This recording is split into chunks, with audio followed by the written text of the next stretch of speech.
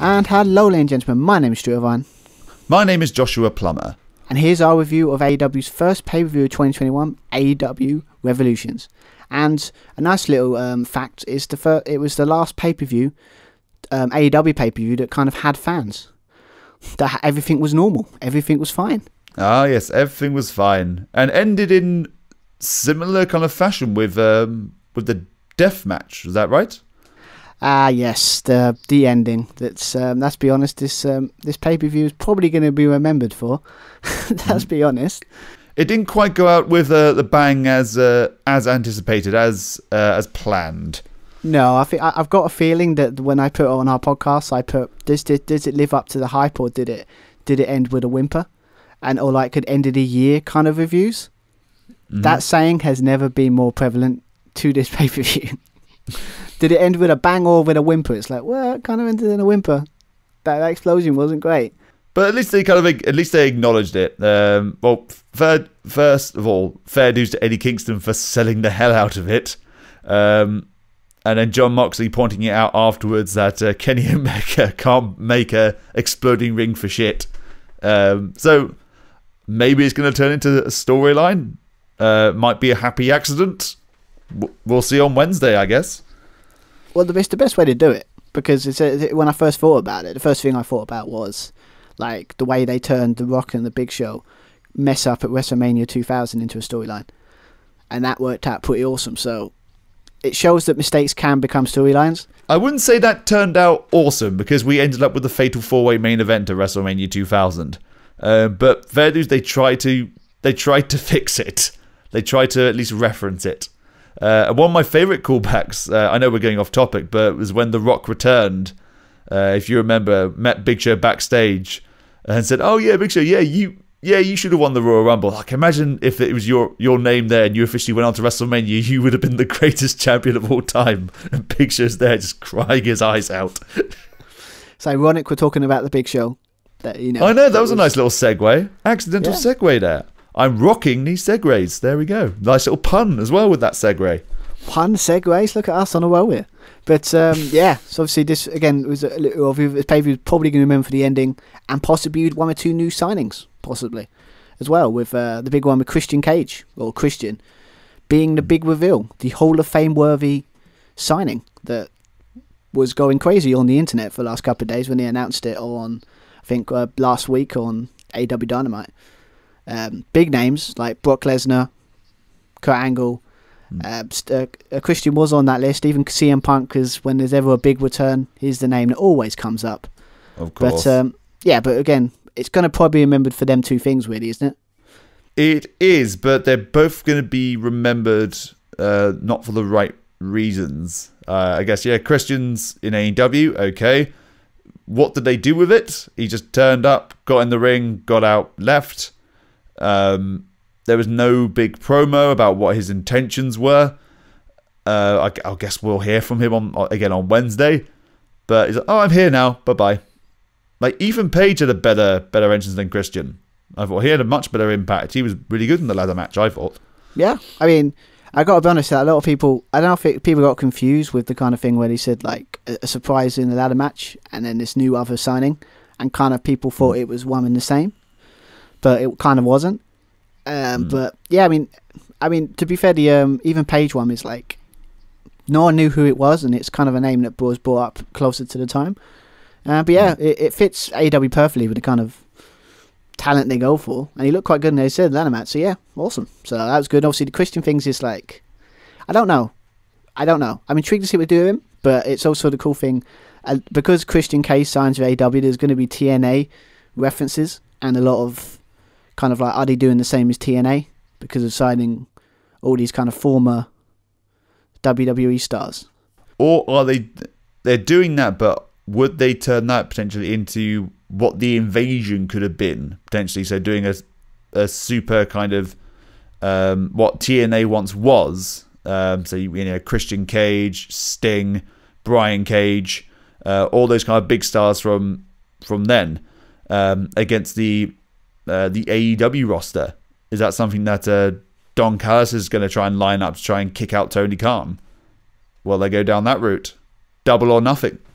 double or nothing. They're setting up anyway, probably for the fact of the whole Good Brothers being involved with Kenny Omega, and Kenny Omega being like over there in Impact more, kind of. So they're setting it up. They're setting the seeds. But yeah, maybe Christian Cage might be a part of that, or he might just have a similar role to maybe Sting has, where it's like he's mentoring a up and coming star that reminds him of him, kind of thing. But yeah, so that was kind. But then it's like, as I said, that's kind of the two things you can remember this pay-per-view. Before we go dive into the whole thing, again, we've thought to change it up. We put the poll that we normally do, we put at the end, and decide to put it at the beginning. Obviously, 14 people voted on this poll. I put it up straight after the pay-per-view because I don't sleep properly, so I was actually up when it finished. So I put it up straight away, and sad truth is, a lot of people didn't like this pay-per-view. Which is understandable. But the question, obviously, we'll go through it. It's like, could it be the ending, or is it the whole show is just a bit, as you said, underwhelming, maybe? But it's just, I don't know, it's just, if the bad, I don't think it was bad. It was okay, at best, I think. But I don't think it was bad. For the cards that they had, it should have been a good, solid show. The matches were fine. There was nothing standout. I don't think there were any match of the year candidates. I can't really think of a match of the night. With that kind of card, you need to have that. You'd expect a solid show, and this was okay. But with those big moments, as we previously discussed, we had the mystery signing. Who's it going to be? And we had the promise that the ring is going to explode in 30 minutes. And of course, people are going to be annoyed about that, especially if you paid $50 for it, or 50 quid, however much it was. Here, yeah, I would be annoyed too. I was promised this, and we didn't get it. Yeah, when I look at it like that, it's a good point. Yeah, I think I sometimes forget. I look at it as like, way we look at WWE pay-per-views, where it's like, oh, we watch it, oh, it disappoints, but oh, was it really good? But then you think about it, you actually have to pay to watch these shows, like, properly, like if you get Fightful, maybe, I think Fight TV or something, that's it's Fightful, yeah. But yeah, if you're like in America, you got to pay for this stuff. So wouldn't you be kind of disappointed with that ending? I would be disappointed. I wasn't angry disappointed, but I found it very humorous. Like how bad that was. I laughed out loud at 4 o'clock in the morning watching the end of that. We spoke about this on before recording as well. It's like that Matt Sydal moment when he made his big debut. He's going to hit the shooting star press and he slips. I'm sorry, you could have hurt yourself really badly, but I just pissed myself laughing. I think it's just a natural bit. I think it just shows like kind of human, like how we react to things. It's like some people react in anger, but I react in humour because it's like it's. Because thank God it wasn't me. I look forward to. It wouldn't surprise me if there's a thing on AEW Dynamite where it's like Kenny Omega like finds the person that planted the explosives and like, what happened, dude? What happened? Michael Nakazawa. Yeah, they like chuck him in the ring. Like, yeah, if they do that, I actually would respect them a little bit more because it like it shows that they're trying to make it into a storyline, and I would respect that. But yeah, but yeah, I can understand disappointment, but I was just like kind of shocked with the result. Like bad, like I would say okay. I think okay is a fair assessment, or it could okay. Be, when it comes to the in reaction, maybe good. But if you look at it as like a whole centerpiece of the whole thing, yeah, I wouldn't say disappointing. I would say because it had so much promise. And one problem it had as well, it had that WrestleMania kind of, not obviously the hype of WrestleMania, but the idea of, oh fuck, it's WrestleMania, we need to get every single person on the roster on the card. And especially if you look at how stacked their tag team division is, how many was it, 15, 16 teams in that battle royal, and that match went on for, I think that was the longest match of the night. 26, nearly 26 minutes. If Wikipedia's truthful, that take it with a pinch of salt. But yeah, I mean, I don't know. I mean, to be fair, I looked back at last year's one. It was kind of the same. They had like 9 matches, but I think they put more on the buy-in than anything else. So, and also, I don't know. I just think it's like some of the storylines they've put on the show wasn't as interesting, I would say, than last year's one. Some of the ones that I just wasn't invested in as much, so it's like Like most of the storylines going into the last year's one, most people are pretty much into, kind of, maybe one or two, but I don't know. I mean, I just think Revolution, it was like their first kind of big one last year, and it's kind of everyone's had low expectations, but kind of like, okay, this could be good, and it turned out to be great. But because of that last year's was great, everyone was expecting this year's to be like, oh, it's got to be great, because last year was great. But then you realise that, oh, actually it wasn't. It wasn't. It was. I didn't feel like I wasted my money, because I never wasted my time, because I never do when watching wrestling, unless it's like a Saudi Arabia show, WWE. That's like, I feel like I've been cheated. But yeah, as you said, it's some of the stuff was kind of disappointing. But as always, there is good in everything. So, and there was some good matches, I have to admit. I enjoyed some of these matches. So yeah, as did I. We started off with a fairly solid, fairly decent match as well, which had a decent story going into it. Kicking off, that's something I want to touch on as well. Kicking off, or super kicking off, with the Inner Circle teammates Chris Jericho and MJF challenging for the Young Bucks' AEW World Tag Team Championships. Now, I want to talk a little bit about kicking. In light of the comments made allegedly by Vince and what he's going to try and implement with regards to the thigh slapping, particularly with kicking moves and knees. First of all, what are your thoughts on this, Stu, before I get into it? It's another one of those ridiculous kind of move bands that makes no sense. It's similar up to that thing with when they banned the curb stomp because of like head injuries, but then they completely forgot the idea that some of the moves that are even more probably damaging to the head and the brain are still allowed, but then they think curb stomping is the worst. It's like, why is he like? It makes no sense to me. It's like, you don't ban a move. You ban if they're worried of like the safety, then you would never do wrestling, because all the moves are kind of mostly dangerous if not done right. But yeah, I mean, you can, when it comes to them kind of moves, we have a discussion with like, do they get used overused? Obviously, the Young Bucks is a perfect example of an overused super kick. Yes, we can have that discussion, but banning it doesn't do it for me. Yeah, for sure. Like, I can understand wanting to reduce the amount of, say, the super kicks and the knee kind of strikes, and make it a signature to certain superstars. So Shawn Michaels with his super kick, and the Young Bucks, that being their signature, like Walter with his chops, say. But with this move, yes, it is overused, but that's a story for, or we just discussed. But with the actual thigh slap itself, the reason the thigh slap is there is it's what's known as what I've always known it as when I do my when I did my degree in stage combat, acting in stage combat, and I'm a stage combat tutor as well. That kind of sound, it's a percussion kind of sound, to sell the hit, the contact. Because you want to protect your performers, you don't actually want to kick them in the face, you don't want to punch them in the face, you don't want to slap them in the face. There are certain like contact moves you can do, say chops and stomach punches and whatnot, where you can reverse the energy and lessen the kind of impact. With those, with kicks to the face, you need to have that kind of distance, like kind of pull the kick. And with that contact will come a certain sound. And that kind of percussion of hitting the thigh is, I'd say, it may not be the most, it's close to the kind of realistic kind of hit, I'd say.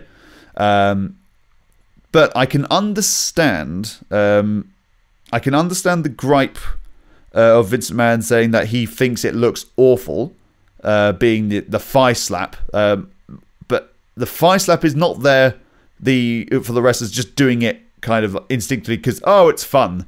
You know, it's part of the technique. But I can understand the gripe of wrestlers who do it and just have these giant preparations where you can clearly see the hand slap the thigh. The whole point of the nap is meant to be concealed so you do not see it, so you don't know where that sound's coming from. It's to create that illusion of violence. So again, I can understand that kind of frustration. It breaks that illusion, breaks kayfabe, I guess. So if I'd say to WWE, if I had to pass that message on from Vince to the talent, I'd say, okay, do it, but don't make it evident. I'd say keep doing it. Change the technique. Even change the technique, or just lessen at a smaller prep on that 5-stepper. It's a vital part of the technique. You need to get that sound. You can't just have the ooh, especially in an arena. If you had an arena full of people and you don't hear that kind of contact, remember you got people cheering, you got people chanting. You need to hear the impact. Well, maybe he's noticed it more because there's no fans, so it's like it's obvious. But maybe I don't know.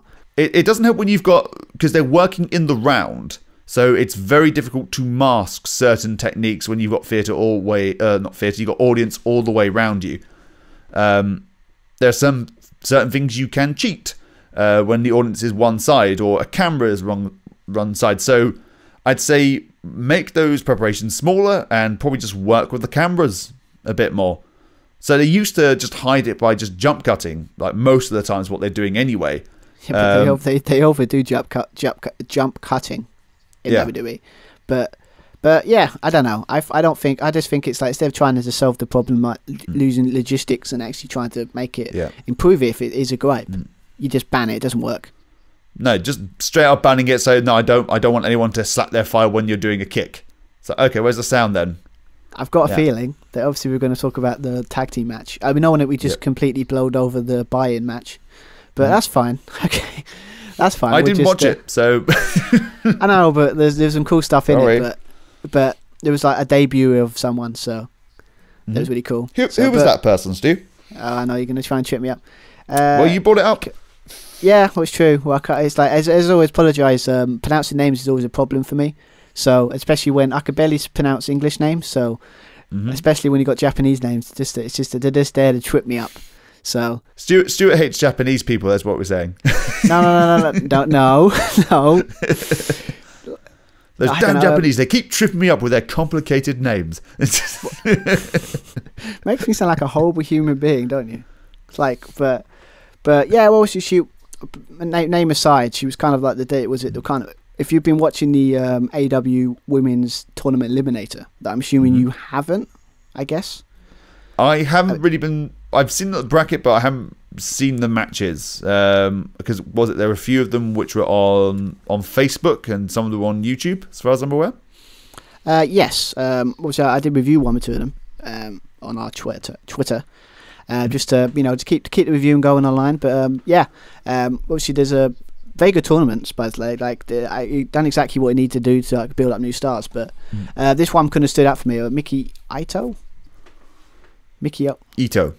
Ito, that's it. Yeah. Again, butchering the name aside, definitely, she definitely is a standout because she's got this kind of character that she's she's a famous pop star that's kind of really cool in Japan. So, and she actually sings her entrance. That's really cool. Bit like Tai Chi. Well, Tai Chi mimes, but yeah. Yeah, it's kind of the same thing. And also, I love the kind of she's got that kind of chemistry, character chemistry, if you know what I mean, if I pronounced that right. Yeah.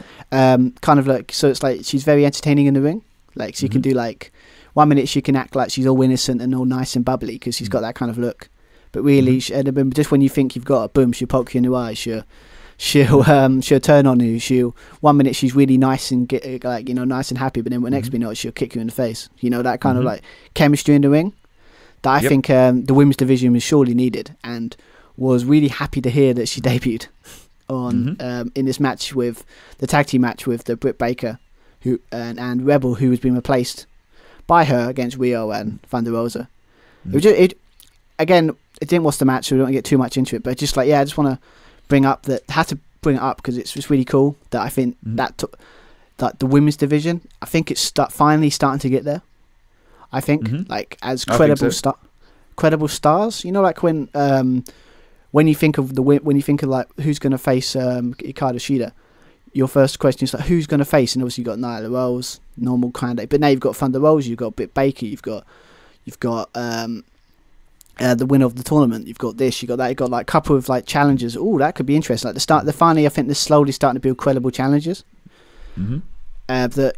It's not there yet, but it's a massive improvement if you look back at last year's Revolution, where the kind of was a bit the whole division was all over the place. If you think about it, we didn't really have a credible like main star. There wasn't, you didn't know who was going to challenge next. But now it's like there's obvious 2 or 3 candidates that are going to challenge for that title, possibly 4. Mm. I obviously bring up with the match we're going to talk about later on, the women's match. But yeah, I just want to bring it up. I mean, the good debate, loving the debate about the slap stuff, right? But I just realised that we've talked about like a WWE thing in AEW review. We did, but then we were talking about super kicks, which is a signature of the Young Bucks. So it's a little bit of a tie-in, and plus it's relevant to when we were recording. Because obviously this news story came out last week, I think, and was our previous review came out 2 weeks beforehand, the Elimination Chamber. So it wasn't in the news then. Yes, that's true. Fair enough. I just want to... But anyway, yeah, so... We brought it up, so now we're actually going to talk about the match. Because to be fair, if anything you talk about super kicks is right, Young Bucks are the definition of overused to super kicks. Because they did do a lot of them in this match. Especially to MJF, that a lot of people can justify because nobody likes MJF. Especially in that ending, yes. He took it on the chin well. Literally.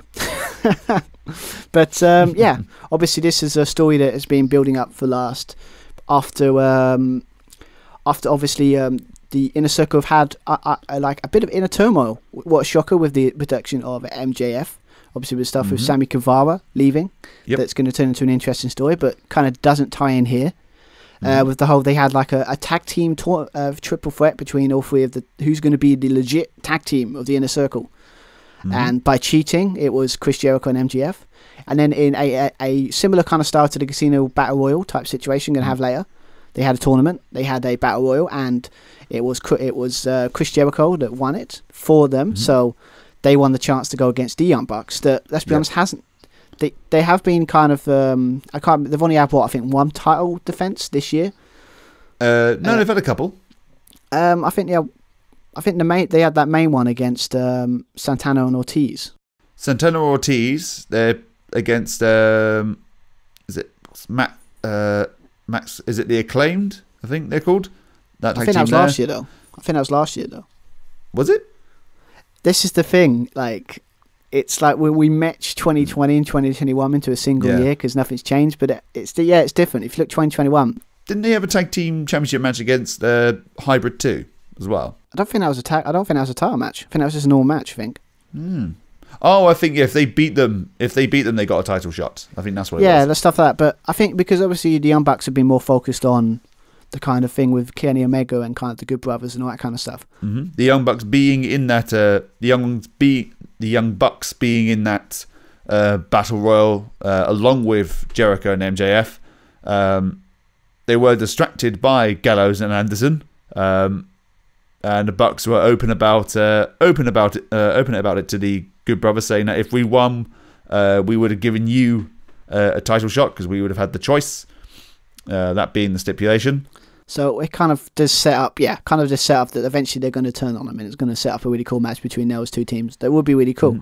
But yeah, they've been more focused on that, and then kind of the tag division is taking a back burner kind of thing. But yeah, I mean, again, the story going into this was obviously the whole thing with it got personal 2 weeks ago when Chris Jericho and MJF attacked Papa Buck, as they call him, attacked him and left him in a bloody mess. And that's kind of old school kind of heelness that even as much as you can say they're cool heels, no one can justify attacking their father. No. That's funny because when I mentioned that on one of my reviews I done on Twitter, Chris Jericho retweeted my review of the show. So I guess even he agreed that, I said why shameful acts by them two to do that, and I guess he liked it, so he retweeted it. So Chris Jericho, but anyway, but yeah, so that was kind of going in. So it got personal. Obviously, the go home show, it was more like we found out it was kind of Santana and Ortiz's idea. They got comeuppance by getting put through 2 tables. That's always fun. So, but as a lot of people said, they didn't get the masterminds of the attack got the comeuppance, but the people that actually done it did not. So kind of that was the thing going in. Like a lot of people, I got to be honest, a lot of people were thinking maybe either was it going to be Sammy Guevara that's going to get involved and cost the Inner Circle, or was it going to be the Good Brothers costing the Young Bucks? But Bucks, that's what I thought anyway. But again, it was always going to be a good match, I thought, because it's like the Young Bucks are always kind of good at what they do, and obviously Chris Jericho and MJF have got a good style that is complete opposite to them that could mesh well. And the Young Bucks it is proven that if you have different styles to them, like, they can put up some pretty damn good matches. So I was confident, and also it's a great opener. It's the perfect example of a show where you start off with the most high intense, like, you know, like, you got to show like where you're going with it. And like, you normally do that with, like, in WWE it's in the Continental title, but in this case it's the tag team division, because it's one of the best things that's going in AEW. So yeah, so going in, were you excited for this match? Yeah, I thought so. I didn't know where this match was going to go. I didn't know what the outcome was going to be, whether they were going to put the titles on MJF and Chris Jericho. Although there's probably more scope to play with the Bucks having the tag team titles against Gallows and Anderson, although that might tie in where Gallows and Anderson going to get involved. As you mentioned, and cost the Young Bucks, leading to a rematch or a match between them on Impact. Something like that. I mean, it's kind of where they're going to go. It seems like they're going to be some sort of crossover in some ways, because they do like long-term storytelling anyway. So yeah. But it was kind of the question. But yeah, as the match as a whole, it was as you said, it started off quite slow. In my opinion, it kind of a lot of it felt a bit messy for me. A lot of the referees. One thing I've got to realise is you can cheat once, you can cheat twice, but when it comes to the Inner Circle, for some reason they can continuously cheat without the refs even seeing it. Like, they've done it a bit too much at the beginning. It's like, you do it once, it's fair enough, but if you do it a couple of times, it makes the refs look a bit incompetent. In my opinion, but yeah, Wardlow getting involved quite a number of times. But I mean, yeah, it's just one of the things that I don't know. It a bit too much, but that's what it is. But yeah, so that happened. But again, it's always, it started to slowly get going. You had that really cool double sharpshooter thing the Young Bucks do that they're known kind of famous for. That's really awesome. As we kind of did point out in the a lot of middle fingers, a lot of people swearing for some reason. Like, shock horror. I know, but it's not a bad thing. It's like, I noticed it in the buy-in, a lot of middle fingers, and in this one, it's just guessing people just, you know, putting the middle finger was always fun. You know, like putting the middle finger up, it's always fun. But yeah, obviously we had an awesome, like, again, this match is very, like, as you expect, like, you know, move after move after move. When it got going, it was really, really entertaining, really good stuff. Saw Jericho do a tombstone power driver, that's pretty cool. We saw a nice pop-up powerbomb by MJF. You saw, again, he loved to suck it, because he didn't do it once, he didn't do it twice, he done it a bit too much. You know? Yes. I don't know if he was buying time or something, but yeah, the near falls in this match were really good. I really liked, you know, like every kind of near fall near the end, you kind of thought that was it. Especially with the Heat Seeker as well. I thought, that might be it there.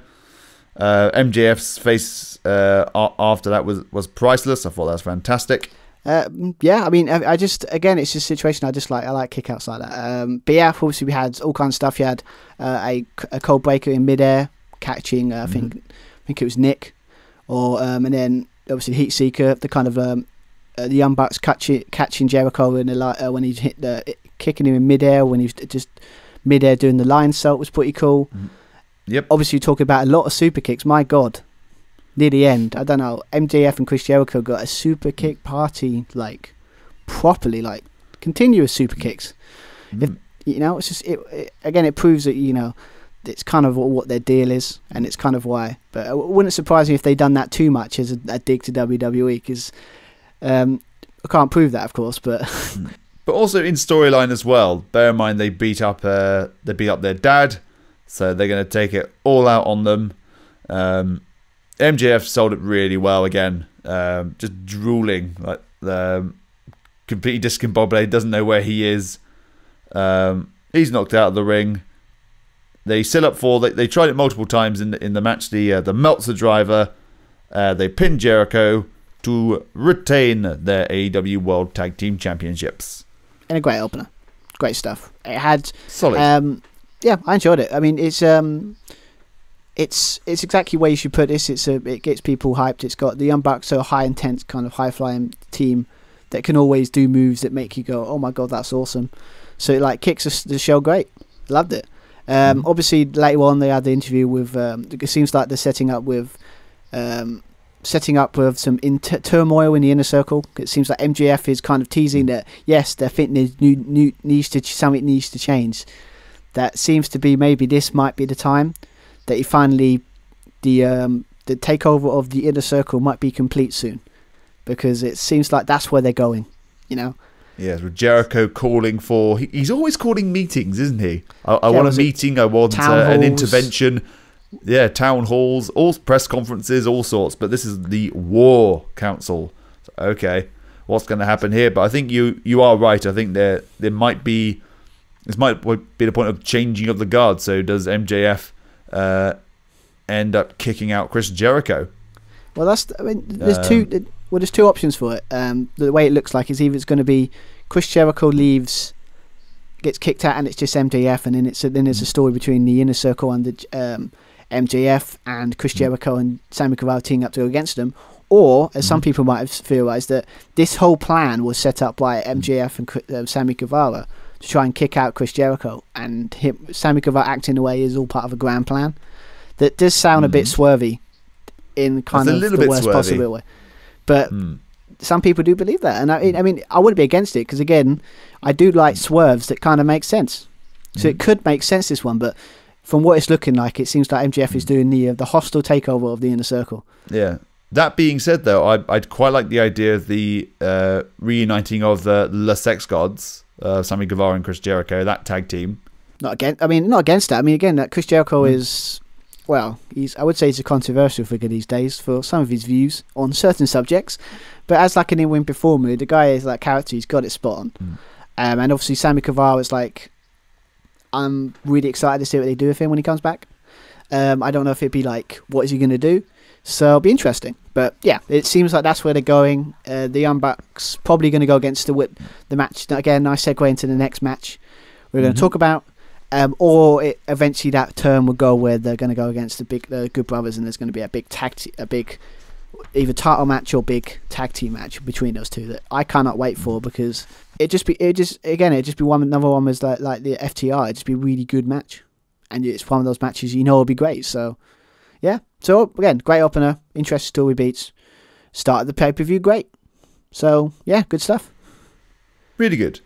So next thing we go into is the again, there's a lot of matches, so a lot of the stuff you might breeze through, so we'll get into detail more other stuff. But yeah, so next one obviously with the Casino Tag Team kind of Battle Royal, with the winner getting a future AEW World Tag Team Championship shot. A lot of teams here, so give me a second, just get through, like, name all of them, and then we'll get through the beats. You got Beer Country, you've got Alex Reynolds and Bear Country, surely. Bear Country, yes, that's it. Yes, not Beer Country. That's not the. That sounds like the super team of Beer Money and Bear Country. Oh god, I think by mistake I might have set up some intrigue. Anyway, James Storm and Bobby Roode to AEW confirmed. Yeah, I've got Paul White would say, I've got the inside scoop.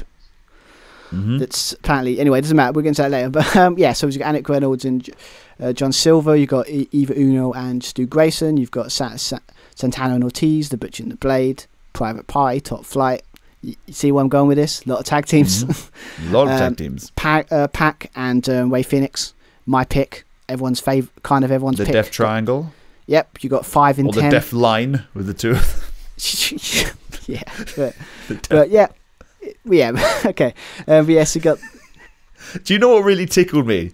But before the match, there's with Excalibur announcing we're gonna throw it down to Justin Roberts. Then there were two notable things, particularly in the show for JR. First of all, he desperately needed a lozenge. I'm not quite sure if he had some kind of, if he had a sore throat, COVID, whatever it is. He was. His voice was in shatters, but before going down to Justin Roberts, as Excalibur announced, JR thought it was also very important to passionately mention that, yes, and he's wearing new shoes. Why is that important? Oh, JR. Why is that relevant, JR? He's back and he's got new shoes. Oh, JR. I mean, he gets a lot of slack these days because of he's kind of hit and miss these days. Sometimes he can still do the kind of the commentary of old, but sometimes he does feel like he does flounder around a bit. Again, it's not crapping on the guy too much because the guy is what is he in his age now? Like, no idea. I'd be very careful. well, no, I'm not going to go there. But it's like anything. It's there obviously is a different level of quality of his commentary. He still does a good job and he still is quite good, but it's obvious when you compare it to like Excalibur and like Taz on like Dark that are really good together. But again, JR's JR. But yeah, sometimes he does come off with some I don't want to say whoppers because that's kind of a poor attempt at a joke. Some slobber knockers, I guess. Yeah, I don't know. But he does come. Yeah. So what do we learn from him? Is he likes good footwear. He likes good footwear. Mm-hmm. You know. And but anyway, barbecues. There we go. Indeed he does. Especially his barbecue sauce. He loves that too. But anyway, so baby bag. Sorry. It had to be. What have we created here? But yeah. Today's episode is sponsored by Chili's baby back ribs. Mate, we need to get sponsored by that. But anyway, okay, total tangent. Anyway, yes. So JR likes good footwear. Obviously, as I said, 5 and 10. The Pretty Picture, Mike and Mick Sardell, Jurassic Express, the Velvety Blondes, Natural Nightmares, Varsity SCU, Blondes. Varsity Blondes. I always get that name wrong, probably because I'm just terrible at names. SCU and the Gun Club. As you can see, this proves that they've got a loaded tag division. They do.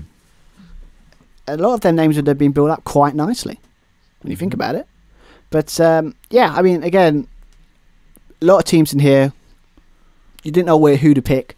I only went for like Pac and Ray Finks because they were the last team kind of coming in, last team standing in that brawl he had on the Go Home show of AEW Dynamite. So if some old wrestling tropes dictate that's probably who's going to win. But again, a lot of good teams would have won, and I wouldn't have been against it. Like Jurassic Express would have been great. Luchasaurus looked fantastic, as did Jungle Boy. Oh yeah, Jungle Boy by far. Like, I mean, again, it's like just when you think, what are they doing with Jungle Boy? And then you see him against like Ray Phoenix at the end to talk about it, and you think about that one. That'd be an amazing match. Please let that happen. That'd be a great match. Pac and John Silver would be great as well. Really nice showdowns, really nice teasers. I think the final 4 shows where like who they're going to be the next big kind of stars they're going to try and big up this year. Them 4, I would say, by far, 100%. But yeah, again, Battle Royals, like Royal Rumbles, a lot of stuff in it, a lot of emanations. So let's just quickly go through the big kind of like kind of talking points. QT Marshall seems to be like eliminated, or both of the Gun Club. Obviously, as you know, they're part of the Nightmare family, so that's kind of like a big no-no. He eliminated himself after having a little confrontation with Dusty Rhodes. A lot of people would say that's a bit random, but when you think about the whole Lee Johnson thing, and when he thanked everyone except for him, it makes perfect sense when you think about it. I forgot about that. Yeah, I mean, it seems like if they were going to go anywhere, they can sit there and say he feels unappreciated. And that's why, he wants to feel appreciated. But yeah, I mean, so there could be a story there. Maybe that will set up some sort of feud, maybe. But yeah, it was kind of a shocker. But it's every man for himself, so I don't know why they're all shocked. Yeah. They act shocked about it. It's like, come on. It's got to be done. Yes, obviously he said Luchasaurus, Jungle Boy, really cool. Luchasaurus basically came in and just eliminated a lot of people. He was kind of like the big, like the Kane or the Big Show or the Braun Strowman in like the Royal Rumble when they turn up and just eliminate a ton of people. Get rid of the people in it. We talk about if a new candidate we should do is the overseller of the week, because they seem to be a lot of them. Eddie Kingston in the main event, Evil Uno for overselling that really botched kind of Hurricane Rana by Marco Stunt. yeah, I think that's ultimately what it's down to. He had to adapt. You know, give him credit though. He really ran into that post. So... He went for it. He went for it. Uno. That was a good Uno. Good one. The other standout moments of Stu Grayson in the Dark Order, showcasing his strength, managing to lift up. I can't remember who it was. It was either was it Bronson? I think it was Bronson. Another moment as well with the commentary team where we saw a pile driver with Reynolds pile driving Jungle Boy onto Christopher Daniels, and Tony Schiavone mentioning, I don't think I've ever seen a pile driver onto another man. But that has actually happened, and it happened about 5 minutes beforehand with Bear Country, with Bronson pile driving Santana onto Brian Pillman Jr. Was someone not paying attention? Come on, Schiavone, pay attention. I guess. I mean, JR's on it. JR's noticing everything, including shoes. Exactly. I mean, I think that's what the culture team. It's not very scripted. Like, I've watched JR listened to JR interviews, and it's kind of their commentary team's not like sound bites and stuff. A lot of it's kind of like you got points to say, but a lot of it's kind of reactionary, kind of on, like reactionary. Like it's not like totally like polished like WWE. It's kind of more like things can go wrong, or like JR can say things that normally wouldn't dare be said. But yeah. I always say to that is pay attention, man. Come on, it's just like it's your job, damn it. I mean, he only pays attention when Sting arrives. It's Sting.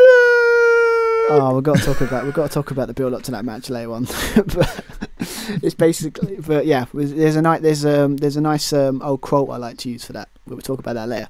But anyway, yeah. So obviously they had some cool moments like that. But but the final four was kind of Pac, Ray Phoenix, Jungle Boy, and John Silver. And yeah, great. And the match was kind of like going.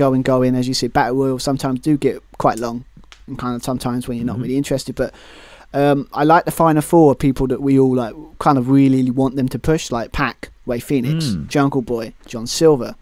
And again, as we've pointed out before, it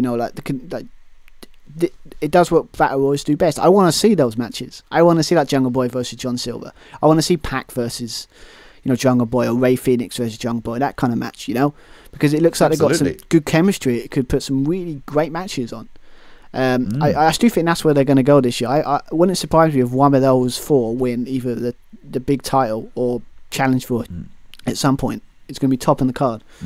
It seems like where they're going, but yeah, again, it was really cool. John Silver again looked great. He got eliminated quite coolly by Ray Phoenix. That one thing, the guy Ray Phoenix got to calm the hell down, because every time he does some sort of middle rope suicide dive, he puts so much torque on it, so much momentum. Yeah, he lands in the crowd. Like it's a couple. He's done it a couple of times now. That's kind of funny. Where it's like literally like he puts so much torque on it that it's like he goes into he lands on the crowd. Luckily, there's some people to catch him, but. There's people to catch him, also they're members of like the roster as well, so that they're used to catching people on the outside. But I think you'd have some kind of lawsuit if there were actual fans. I mean, it's like a couple of years ago. I think it's like one AEW where I think like or was it somebody else, like the ladder fell down or something, or like a ladder and it almost hit one of the crowd or something like that. I can't remember what show it was, but yeah, be careful. But yeah, I mean, Ray Phoenix has just been on fire the last couple of weeks. I've noticed on AEW. I don't know if they're just really trying to push him really, or him and Pac, but they look great. But yeah, that thing, the suicide dive, and also the tightrope thing where he walked across and kicked John Silver in the face. That's kind of eliminated him. Yeah, and obviously one thing: don't do suicide dives, because it confuses the hell out of refs during Battle Royals, because they were really confused about this. It's like, was he eliminated? It's like, no, he went for the middle rope. Yeah, fortunately Aubrey Edwards was there, and Aubrey Edwards is a good referee, even though she was distracted pretty much through the majority of the previous match. Pointing out, I was like, no, he didn't go over the top rope, you stupid idiot. She's a great ref. Honestly, she's one of the best. It's right. It's her birthday today as well. Oh, happy birthday. Happy birthday to Aubrey Edwards. Like, she's a good ref. She's like, she doesn't take no crap, especially that the kind of El Hebners of the day, like, you know, like he's one of those refs, like she's one of those refs, like, don't talk to me like that. I know what I'm doing, and I like refs like that. You know, I know it's wrestling, but you know, you like refs that stand up for themselves. So yeah, but that was good. But anyway, it ended with after the suicide dive, you had it went back in. Jungle Boy hit super kick and a poise runner, but a nice back and forth between Ray Phoenix and Jungle Boy. But Ray Phoenix clotheslined Jungle Boy over the top rope, and yes, and as a lot of people predicted, obviously it looks like Pac and Ray Phoenix are going to challenge the Young Bucks. Apparently it's going to be in 2 weeks. I think they've actually put a specific time on the title defense. So yeah, overall, as I said, it's the longest match on the card. It's 26 minutes. Yeah, it's fun. I mean, I would think all those tag teams, this is just a great showcase of, they've got a lot of good, like, tag teams are good. They've got a lot of up and coming tag teams. They've got a lot of great wrestlers that they've got some momentum that they can really build on. Yeah, it's great. I thought it was really good. What's your thoughts on it? Yeah, it was longer than I thought it would be. I thought 90 seconds was probably a tad too long. I thought everyone was going to start the ring at the same time. I didn't think they were going to do like a Royal Rumble kind of entrance. So it could have been a good maybe 5-7 minutes shorter. And it was jam-packed with quite a few moments to keep it interesting as well. So that was good.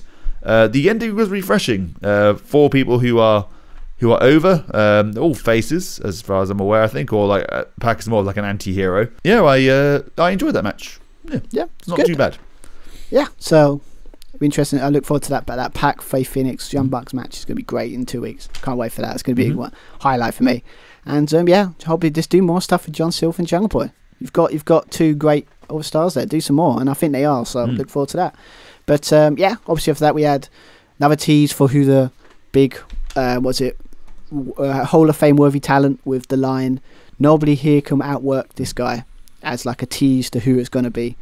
Obviously we know who that is now because we talked about it at the beginning. Obviously Christian Cage, that apparently was his TNA mantra, if I remember, from what I remember. But yeah, so that was a tease that went in nicely to the AEW Women's World Championship match.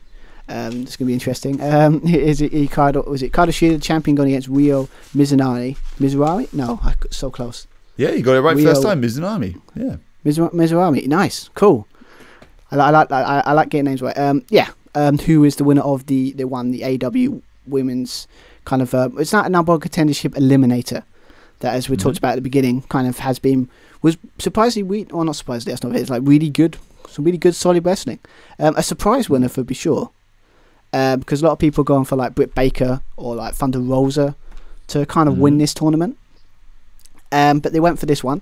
Going into it, it's like, again, they done a promo package trying to big it up like it's like they've known each other for years. There's some like disrespect there going. All 3 of them encounters have been draws. No one's ever got the advantage. And Mizunami with the line which is stuck with Shida, saying that you'd never be able to beat me in 100 years.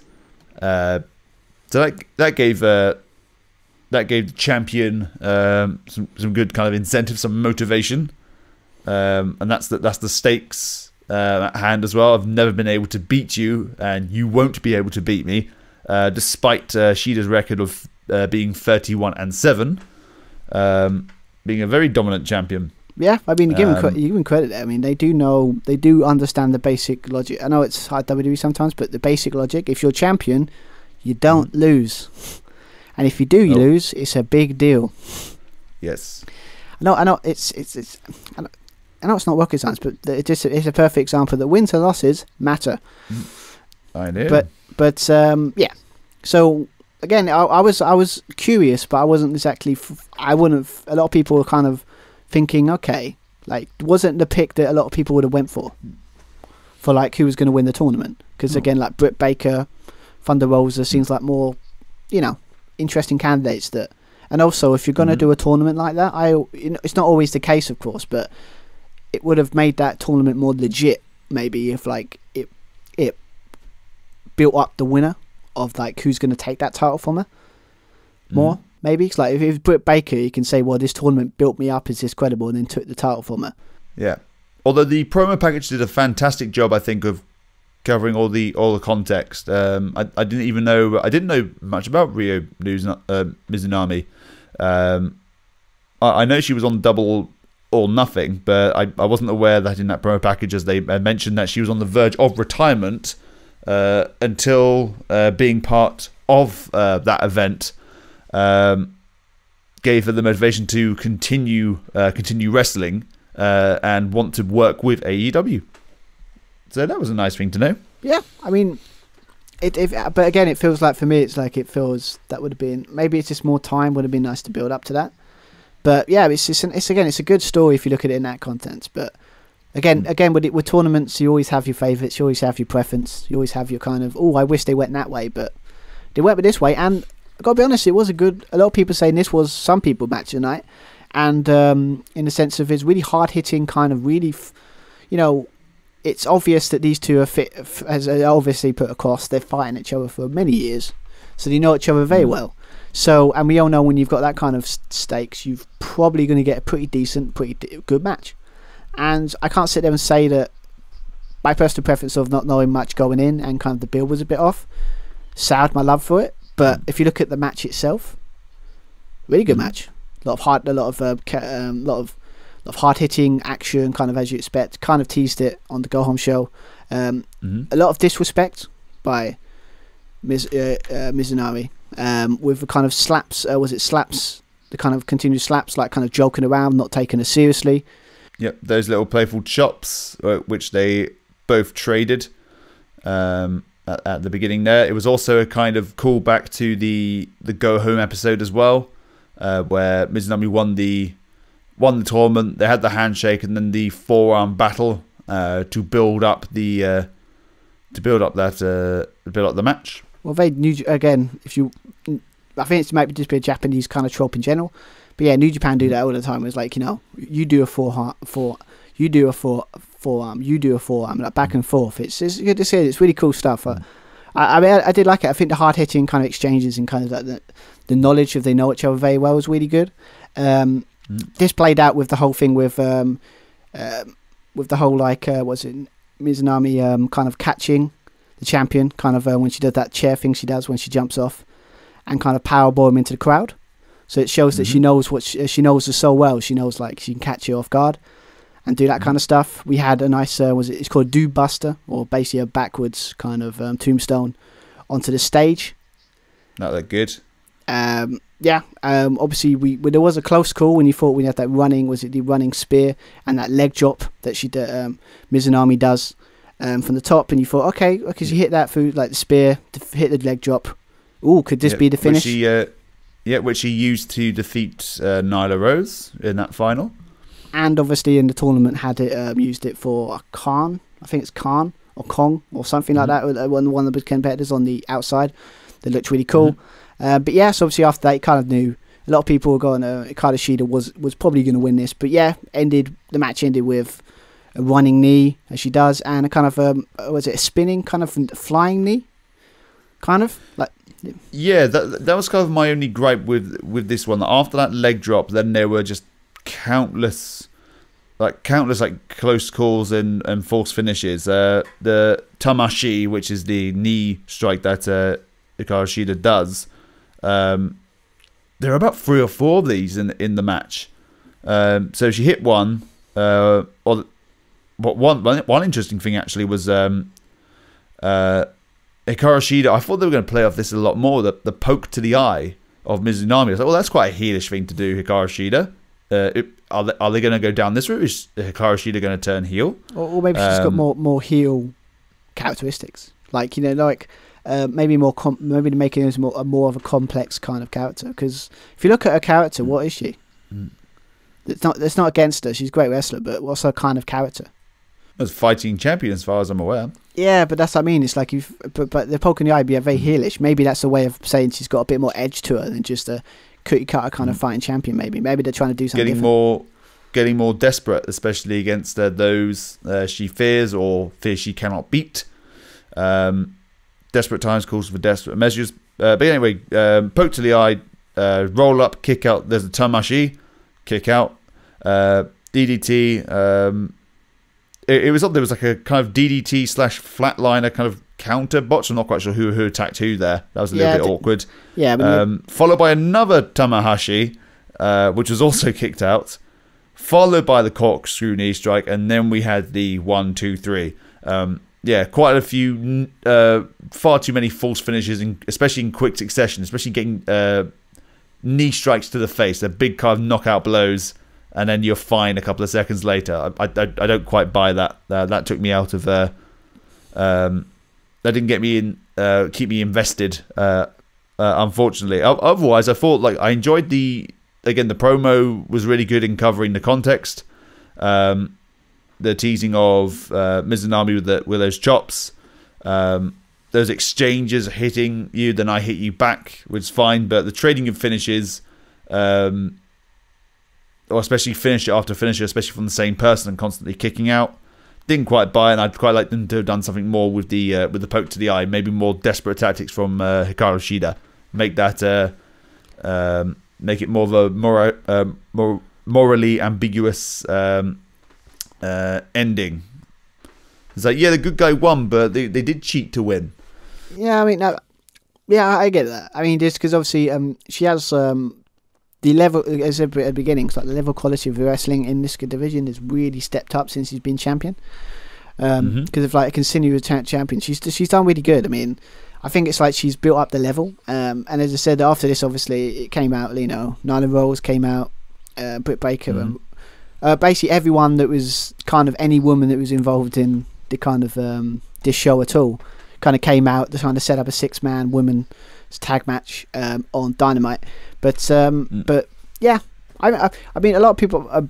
I think it's great. I just really enjoyed it. I mean, it's the first I can say, well, it was this, but when you look back at it, it's comparison. Hindsight is a beautiful thing. It's definitely the quality of wrestling and the women's division is getting better. And if they can keep a level like this for most matches they do, or like their title matches, then I'll be a very happy camper. Very happy, because the quality is good. But yeah, I'm intrigued.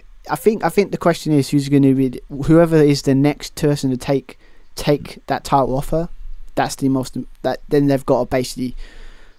It's very important. So I mean, my everyone's pick is Britt Baker. I think she's the best pick, but it could be Thunder Rosa if she's kind of under contract with NWA maybe. Maybe Selena Dean because she's the AEW Women's Champion. I don't know. We didn't bring her into the discussion. She's been good in this tournament as well. So.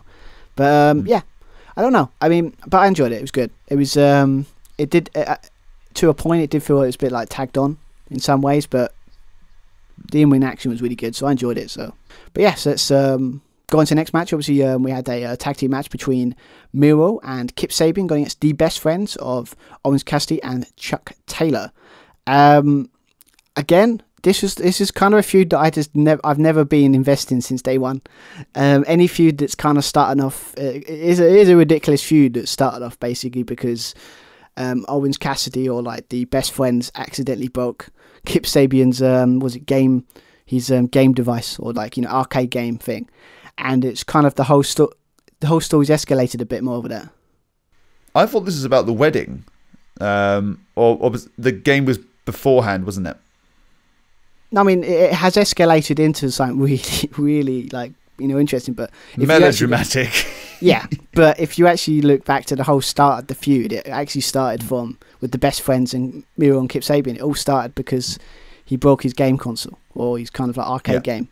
That's when you look back, it's kind of funny. But again, yeah, with this whole story, it's basically because of Trent's is out for it's going to be out for I think a year.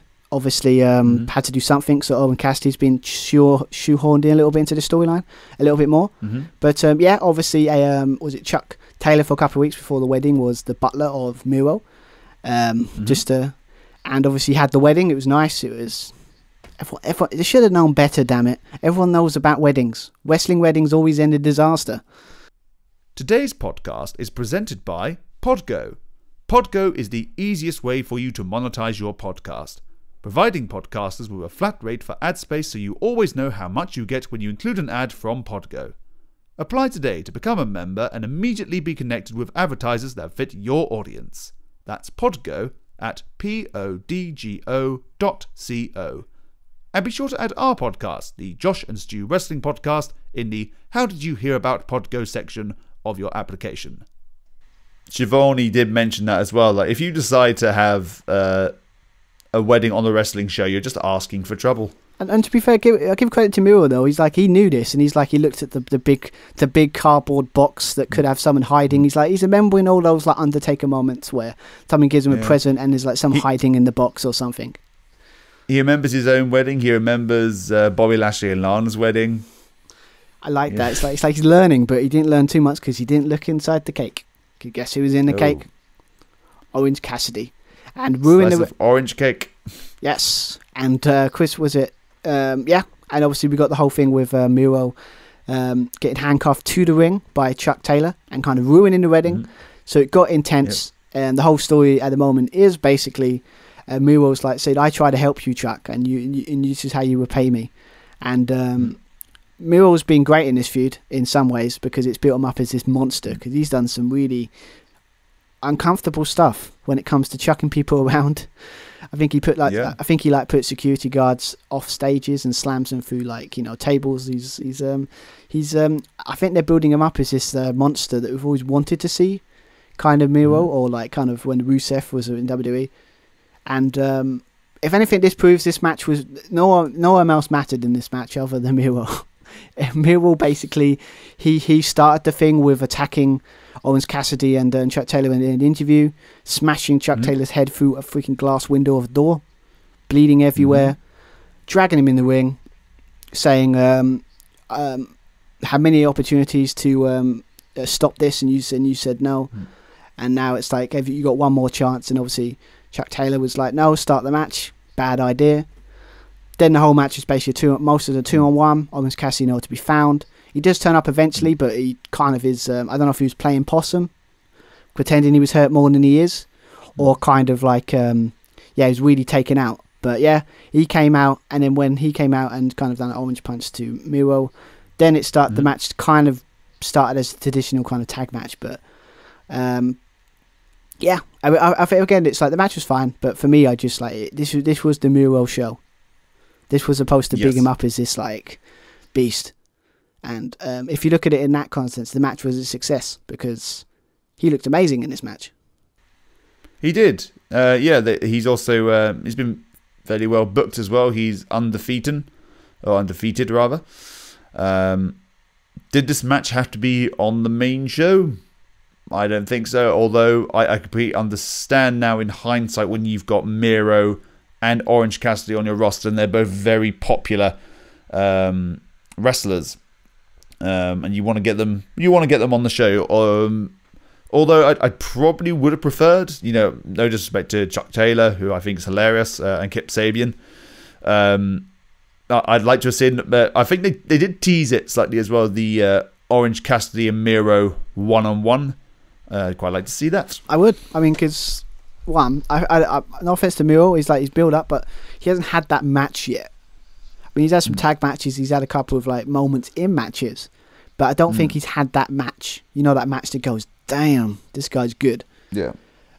And unless they're building up to that kind of thing, he needs a proper feud by himself, because it seems like with the match with the thing with Penelope Ford, with the whole pushing her off the push, with Miro pushing Orange Cassidy into her, kind of setting up, and obviously the whole thing with Kip kind of checking on his wife, and kind of Miro kind of acting all like dragging him around, kind of getting him tagging at. It seems like there is tension that eventually I think again Miro's probably just going to turn on him and then be on his own. I think that's what they're trying to build.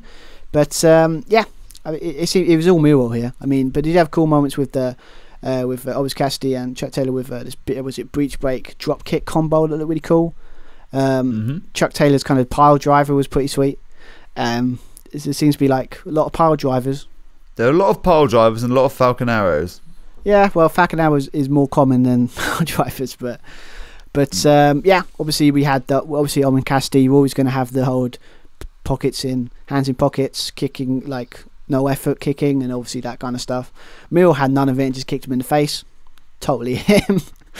The ending was cool. yeah, obviously I thought Orange Cassidy and Track Taylor will win this, probably for the fact that it seems like that's the way they're kind of going, but I don't mind being wrong now and then. It does happen. Actually, it happens a lot more than people think. But yeah, obviously it just ended with obviously talking about thrust kicks. So we were talking about earlier. So obviously Miro didn't get the memo, and obviously hitting locking in the game over when Track Taylor he taps, and yeah, end the match. But as I said, it's Miro. This was all Miro. He was a beast in this match. Miro is the best man, and I think that will be that. You are right. It will lead into a bit of animosity between Penelope Ford, Kip Sabian against Miro, leading to that kind of turn where he's heel, but he's popular heel. He's not tweener, but he's likable until he completely destroys Kip Sabian. And that best man wasn't a nickname because he was the best man at the wedding. It's the best man because it is a statement. He is the best man ever, period. They did tease in commentary about him as he desired to be world champion. So that maybe shows this might be the start again. This might be the start of, like, we're talking about the Casino Battle Royal thing with the whole, like, the final four being like the big pushes. You could say that, like, Miro, this could be the year of Miro. Like, by the end of the, I could see it. It's setting the groundworks for, like, they're gonna, like, they want to really push this guy. And obviously comments you see from Tony Khan is a big fan of his. I see, it seems like they're obviously going to push him, and I'm not against it because we've been asking for it for bloody years. We've actually got a guy that's funny, he's great in the ring, he's got a great character. Just give him the platform to do what he's good at, and he'll knock it out of the park. So I'm just hoping they just, I want him away from the Skip Sabian thing as much as possible because it's never worked for me personally. I don't think I think it does feel like an odd couple in some ways. It doesn't feel like it works, but a bit, yeah. Looks like he's just there to give himself like a platform, I guess, some kind of entry in, and give him some kind of power. I guess, like, I'm in charge of this wedding. I'm always in control now, and that's the kind of point. Like in WWE, he didn't really have any creative control, so that's just a nice little thing for him to do. I get to do this. I get to say what goes as the best man of this wedding. And when things go awry, that's when people get hurt. And my God, that guy has that intense face of a man that you would not want to mess with, because when he starts shouting in Bulgarian and kind of looking at you with those eyes, you better run because he's going to hurt you. I'm if it's going to be like some early predictions for 2021, I would say Miro is going to be a huge star by the end of 2021. I see Miro being, I can see by the end of the year, at least some kind of run with the TNT Championship. Yeah. I can see. I see him having gold around his waist. I mean, world title's a bit much, but it depends who the champion is. Yeah, let the Kenny Omega World Championship run its course for a long while. I mean, the story's making sense for Page to try and like go on his own and redeem himself, I guess. And to lead to that kind of showdown potentially. Well, we'll see that again. I think we're just so professional in this. We're very good at doing segues, but that segues quite nicely into the next match we're talking about. But exactly. But Miro, I think it's going to be his year. So I look forward to seeing what he do with him. But anyway, so next match, obviously the big money match. Not because of some weird tagline. Literally is about money this time. So obviously we've got the big money Matt Hardy going against Hangman Adam Page, with the stipulation that if whoever wins gets their quarterly earnings, 100% of their quarterly earnings from. That's kind of interesting. It's an interesting way of looking at interesting of setting up a match. But this kind of all started from obviously big money Matt Hardy's basically bigged himself up as this sleaze agent that kind of takes as much money as possible off his clients, with the old line 30%. You know, it's a small number. It's a small number. You know, when you're rich, 30%, that's nothing. It's like, yeah, you're a sleaze bag. But obviously he's private party. He seems like he's in obviously league with them as their manager kind of thing, protege type thing. Obviously, but this all started with kind of was it Matt Hardy trying to recruit Adam Page into the fold. But trying to do the old playing on his ego, trying to big him up as this great star, and like it's like, oh, it'd be great under me.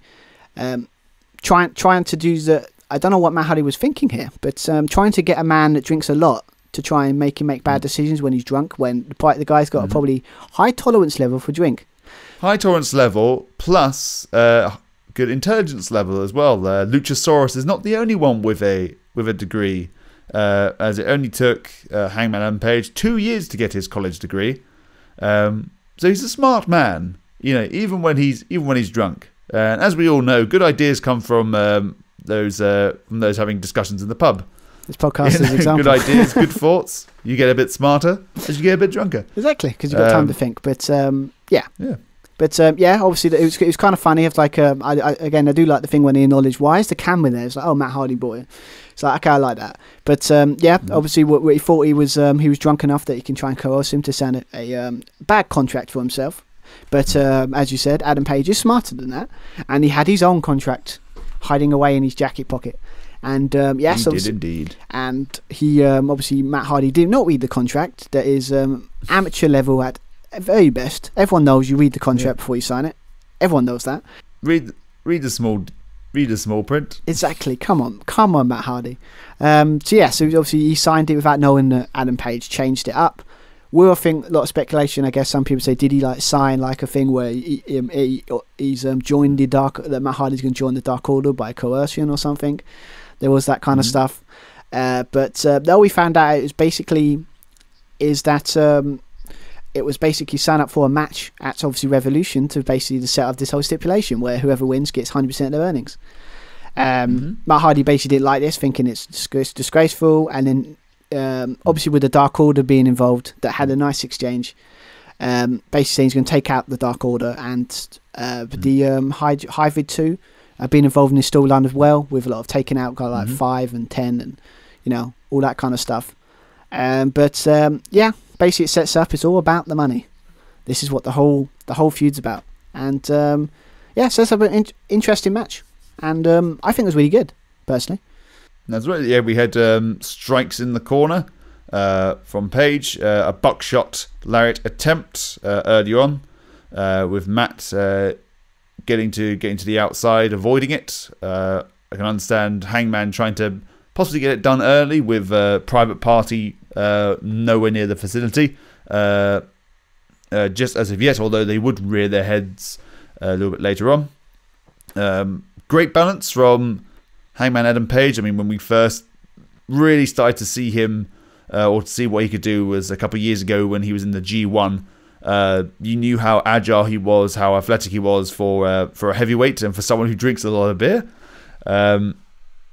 Great balance on the railing on the outside. Yeah, I mean, you had that. Obviously, that he's always dangerous. Does that moonsault he does from the outside? That always I always wire moonsaults in general. Doing it on inside, it's hard. Doing it outside is even more dangerous. But he obviously makes it effortless. It was good. Obviously, a lot of the stuff is basically at the beginning, kind of Matt Hardy kind of trying to get away from Hangman Page, running away from an early buckshot lariat attempt by Adam Page. But obviously, this got to a point where obviously Adam Page was trying to clothesline him at the outside, but then he missed and hit his hand on the post. And basically, this was Matt Hardy's kind of way in to kind of stop the buckshot lariat, because obviously it's all about the arm and the hand and stuff like that. So working on that, had a nice spot where he put his hand between between the stand and the steel steps and then kicked it. So that looked nasty, got to be honest. Nasty knuckle lock in the middle of the ring, really wrenching it back, which looked good. Hangman Adam Page tries to get back into the match by delivering a right hand punch, but obviously that's the injured hand, so he hurts himself in the process. Side effect, which is counted into a crucifix pin, and that's also kicked out of. Twist of Fate on the outside, and we get a close 9 count. Hangman Adam Page managed to get back into the ring with Matt Hardy just adding insult to injury and just standing on the Hangman Page's face. Terrible human being. I know, doing some horrible taunting from a horrible big money man. German suplex off the top rope as Hangman Adam Page tries to hold on, but obviously he's got that injured hand. Dueling lariats, discus forearms, they spill to the outside again. The moonsault that you mentioned, the cross body. We had the Deadeye counter into a neck breaker, I think that was the first neck breaker we saw of the night. I'm surprised we don't do a count like every pay-per-view. We say so. Was it like we say like every night? So that was the sixth. Well, if super kicks, it'd be like 55 or something like amazing. Like that is the 55th super kick we've seen this episode. But yeah, nice neck breaker. But as you said before, it's only a matter of time before Private Party get involved. And they did. Obviously, very weird distraction, very slow distraction, where it's just basically standing up in the ring, kind of jumping up and down, like trying to distract him enough to just so matter making their presence felt. Yeah, that's probably more of a napped word to say, but yeah, went to that, and then because of that distraction, we had a nice thing. Adam Page tried to go for the buckshot like again, but Matt Hardy hit a very nice hit a side effect and a twist of fate back to back. That was really cool. It's basically it's just after that you thought, okay, maybe he might lose, but let's be honest, everyone thought Adam Page was going to win. But obviously Matt Hardy was trying to get Private Party back into the match, saying we need to end this. But then obviously as you expect, the Dark Order came out in all its glory, helping out their friend, their buddy, their pal, help to stop Private Party. And and it obviously ended the match with a really nice little homage to that one time in that Battle Royal where he slips off the apron, then they caught him, and then they pushed him back in. That's kind of nice. It just shows the really cool storyline they're doing with the Dark Order and Adam Page. That's really heartfelt and very nice. But they catched him, lifts him back up so he can set up for the buckshot lariat. Boom, hit Matt Hardy, gets the 1-2-3 and gets the win, and looks like he's getting a second for a couple of months. He's getting some second income from the big money Matt Hardy that should, let's be honest, set up some really funny segments backstage. Yeah, lucky for Page getting his second income, whilst most people have no income because of these unprecedented times.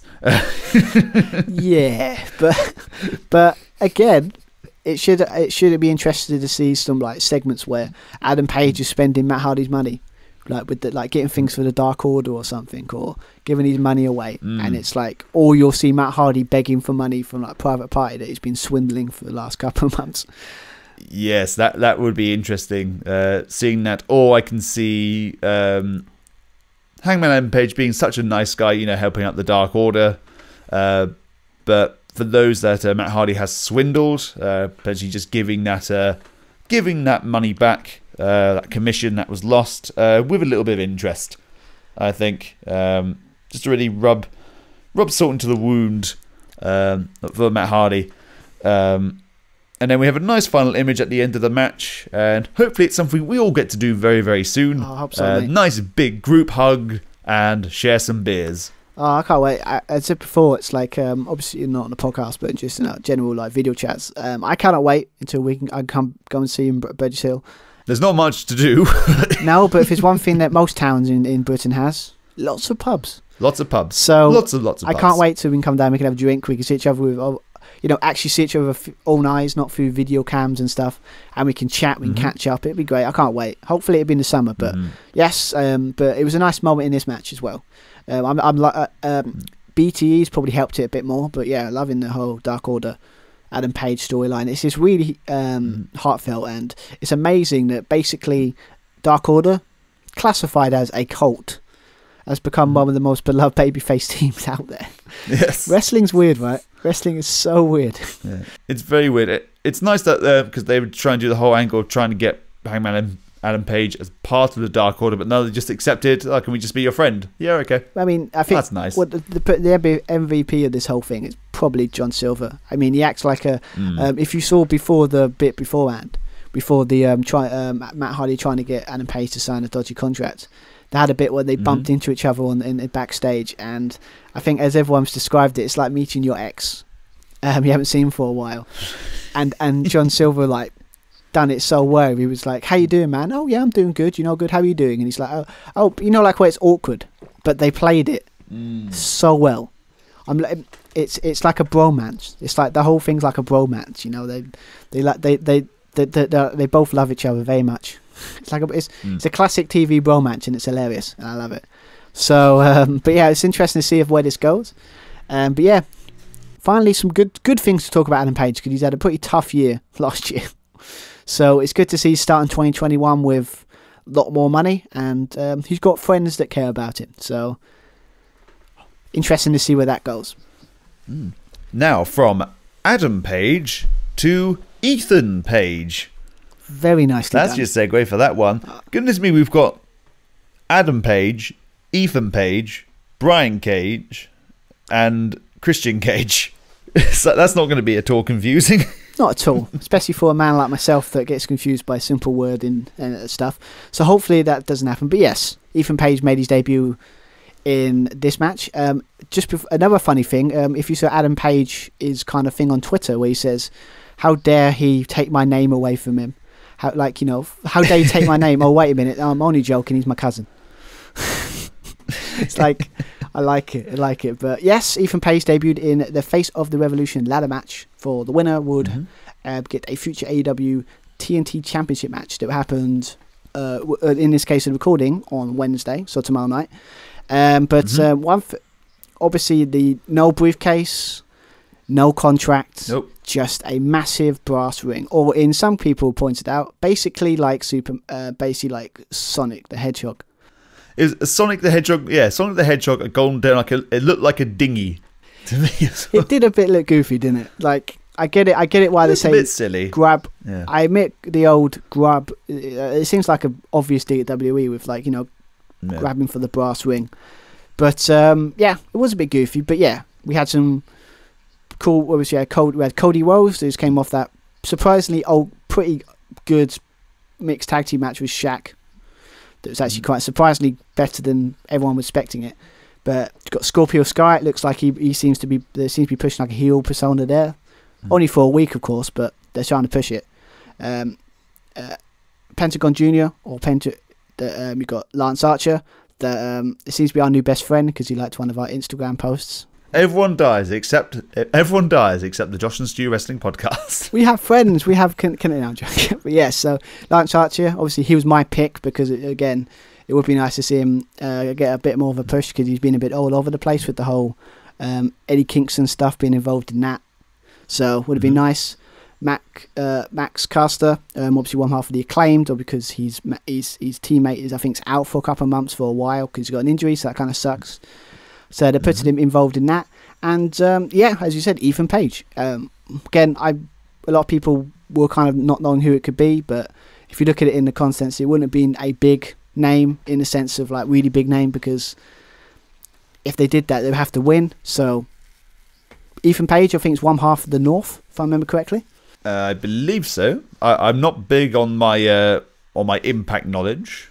Especially modern Impact. Neither am I, but I just it's one of these things that cropped up on people saying on Twitter and Instagram. So, but so he's debuted the Old Ego, Ethan Page. Cool stuff. I mean, he didn't do much. He didn't in the match. He had some moments, but if you look at it in the sense of just like, he didn't. He kind of was like, they made a mystery of it. He turned up and then he done a good showing, but he did have the cooler things in the match, but. Let's be honest, this match is annoyingly so in some parts. It was about the whole thing with Cody Rhodes and his arm. Yeah, and he spent a lot of the time on the top of the ramp, just kind of there in shot rather than just disappearing, and the focus being on the rest of the wrestlers. I thought that he was just going to be out for the rest of the match, and therefore he can just concentrate on running the show, possibly just playing that injury angle. Well, we can always talk about Cody at the moment because he seems to be all over the place. I've noticed. When was the last time we had I don't think he's had a proper feud since Darby Allin. Yeah, even that's kind of been like a long-running. It's not really a rivalry. There is a little bit of a feud, but I think the last big one was maybe MJF. Did you say? Ironically, that was a year ago. Ironically, it was that match culminated in last year's Revolution. So. But yeah, I don't know. It's just it feels like I don't know if it's because he's kind of taking a more backseat with the the stuff with the TNT stuff and being on that game show and all that stuff. Maybe he's focusing more on that and maybe not in a specific feud at the moment. But yeah, I would like to see him in a feud that's more of instead of it just being a celebrity feud, because it seems like he was pulled all over the place. So, but interesting, yeah, but it's like too much of working on the arm, and obviously that again, it's Pentagon Junior in there. What are you going to do? Was it doing as you do a destroyer on a ladder that's bridged between the apron and the barricade? And unlike WWE sometimes where the ladder breaks, this one did not. And yes, that must have sucked to take that. But yeah, it's just that they took way too long. They focused on it a bit too much. But normally when they do that, it usually means they go on and win it. But it didn't lead to anything, so it felt a bit. The question is, why was it there? If it wasn't going to lead anything, but maybe you might rectify that in Dynamite this week. So, but yeah. I mean, cool spots wise, a lot of stuff. I mean, you had Ethan Page, who said kind of done this cool little thing where he done a Razor's Edge on Scorpio Sky onto the ladder with Archer, was it sandwich in between it? That I don't think I've seen that before. I don't think it looks pretty cool. Yeah, you had this thing Scorpio Sky done this huge fudge patch from the top on Caster, looked quite cool. But yeah, I mean, a lot of spots in ladder match, but again, it felt a bit slow. Like it felt a bit slower than like the fast-paced ladder matches you expect. I don't know if it's just the participants or maybe the way they've kind of set it up, but yeah, I don't know. I just felt a bit off. Yeah, it was an odd mix of competitors in ladder matches. I guess the only real competitor you'd say you'd probably affiliate with lads is Penta. I'd say. I don't know. I think Scorpio Sky's had a few ladder matches. I'm not quite sure about Max Caster, but ladder specialists, you'd expect there to be a few more in this match. It was an odd mix. I'll give you that. But it's not. It didn't. I mean, ladder matches. Sometimes they're going to be hit and miss and stuff. But it was too entertaining. Obviously, kind of the ending kind of feel with a lot of people like. I thought Lance Archer was going to win it, but then when everyone was down and he was climbing up, and I think it was Caster attacked him from behind and kind of came down, I knew, that was his moment to win it. So if he's going to win it, he's going to win it there. So then my pick went down the drain. So after that, but obviously the match ended with obviously Scorpio Sky, and was it Cody that came back because that's how it works, right? It's what you do. Climbing up that ladder, both going back and forth, going for that brass ring, or basically the thing from Sonic the Hedgehog. That's basically what it is. Let's be honest. Hanging to grab that brass ring, and Scorpio Sky kind of again. They've been pushing on his heel like only last week, but he's being like kind of heel character, a bit more arrogant. Working on pulling on was it Cody's arm into the arm, slamming it onto the ladder, and then with the ultimate disrespect, pie facing him, pushed him off the ladder. Scorpio Guy grabs the ring and gets the win, and will face Darby Allin on this week's AEW Dynamite for the TNT Championship. But it's one of those things that, again, I'm happy for, because again, it's good to see Scorpio Sky's been on the cusps of, or kind of forgotten about, last couple of months. Yeah, he had a really nice, obviously, push to begin with when Jericho was champion. Scorpio Sky being one of the few people to have pinned Jericho at that point.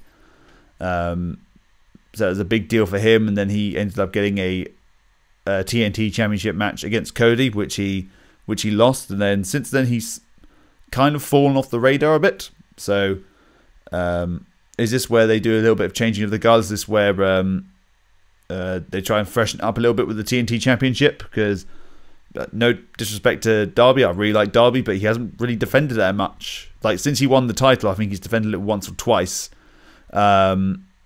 against people who didn't really look like credible threats. So, well, there's one against Joey Janela and one against Brian Cage. So I take that back slightly, that previous statement.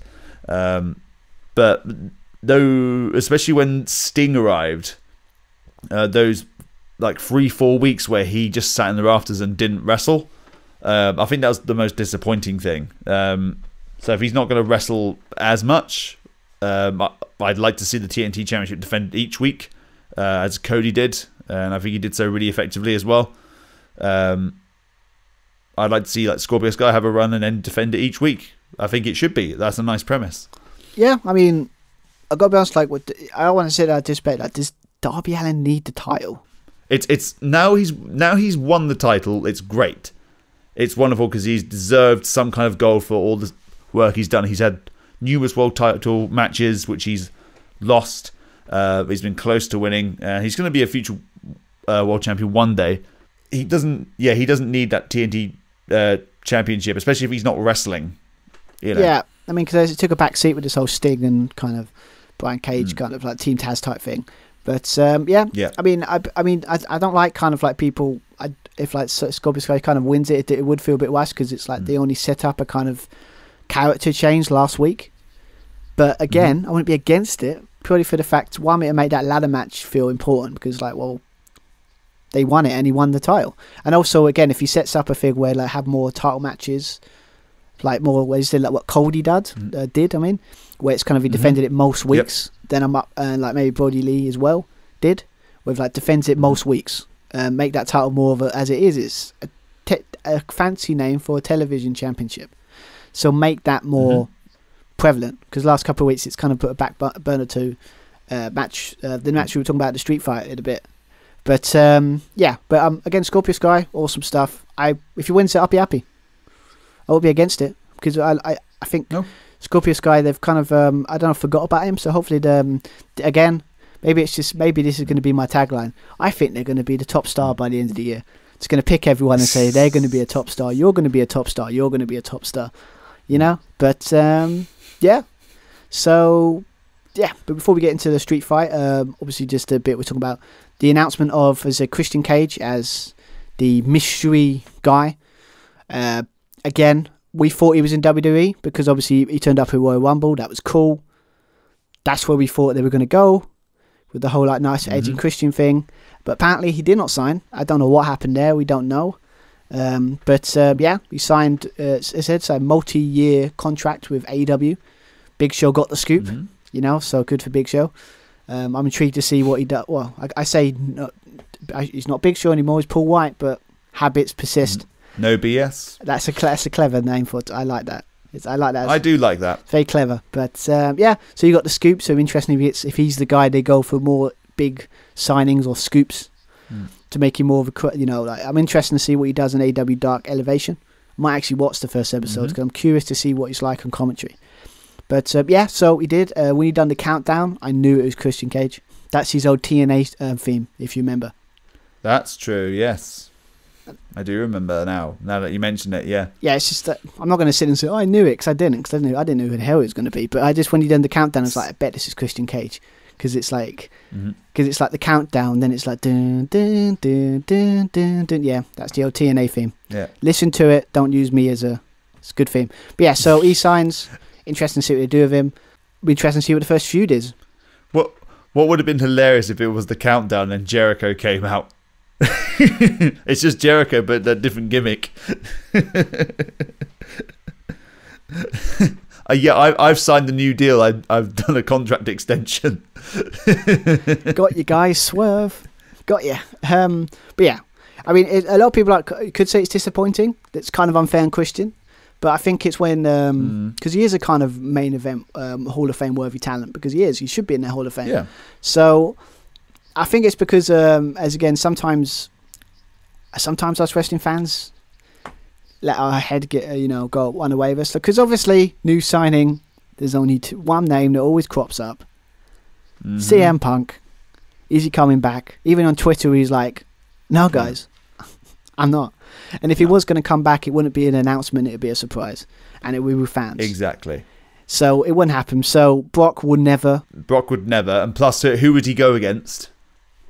You know, what's the big money match? You know, potentially Moxley, and they actually have that death match. You know, which they were meant to have at or that hardcore match they were meant to have at WrestleMania. Maybe. But that's about it. There's more options for him in WWE than in AEW. So it's, I don't see it. And also it goes totally flies against their mantra or like way they want to do business. With Brock's not really, it's more of the collective. Sometimes with AEW, like helping the whole business and helping the company. Brock's in it for himself, and that's you like it or lump it. That's who he is. That's what you get. So no Brock Lesnar. But yeah, obviously CM Punk, all that kind of stuff. Kurt Angle would have been welcome addition, I think, because his last match is against Baron Corbin, and that doesn't sit right with me. But that wasn't. I think that was more of that wasn't him. I think he wanted his last match, but I think he kind of realised he couldn't do it anymore, so he couldn't do another year. Yeah. I mean, Kurt Angle did. I give him credit though. He did play the crowd a little bit when it comes on Twitter. He was like, there's a picture of him lacing up his boots to try and tease it. It could be me. He's just having a laugh, playing with our emotions. But it's okay, Chris. Kurt. I mean, it's not you. We knew. But when Christian Cage is perfect. I mean, the guy looked great when he at Royal Rumble. Obviously he's now been cleared, so again, who's the first feud? Who? Like, again, with the whole he just turns up, signing contracts and buggers off. Like, we don't know what the hell his first feud is, so it'd be interesting to see who they put him up against. I'm hoping it's someone that can really, I don't know, elevate him, maybe. Yeah. But yeah, I'm intrigued. But yeah, he's the big signing. Some people might be disappointed. I'm not, because I like Christian Cage, and they booked him when he was in TNA. He was amazing. So if they book him anywhere near that, then we've got some awesome stuff. So, but anyway, but is he going to be face or is he going to be a heel? I mean, personally, I would to mix it up a little bit. I would lose him as a heel because he's good as a face, but I think his best work in WWE was when he was a heel anyway. So. Oh yeah, trying to desperately cling on to that World Heavyweight Championship when that feud with Randy Orton. Yeah, just don't bring back Tyson Tonko as his enforcer. Like that seems to be his thing. But yeah, I mean, yeah, I say heel because obviously they beat up Sting. He's the face. Christian, make him the heel. Make him that old guard. Like, coming here taking spots type thing. Play on that, and then you can have the young guards beat him and make a star out of it. 'Cause that's what people should do. So, but I would say heel, but they'll probably go for the face and then turn him heel. We don't know. Yeah, but it'll be interesting to see what they do. We'll find out. But yeah, so Christian Cage is now all elite. So interesting to see where they go. So next we go into the kind of last two big talking points of the pay-per-view. Obviously the big kind of street fight tag team match that they've been setting up to various degrees of success, is a matter of opinion, with the whole Team Taz with Brian Cage and Ricky Starks going against Darby Allin and the first match in probably almost how many years, I can't remember, since Night of Champions against Seth Rollins. Sting in a very interesting build. Let's be honest, it was basically eat, sleep, Tony Schiavone interviews Sting type of thing. It's the whole thing every week. The build-up was very...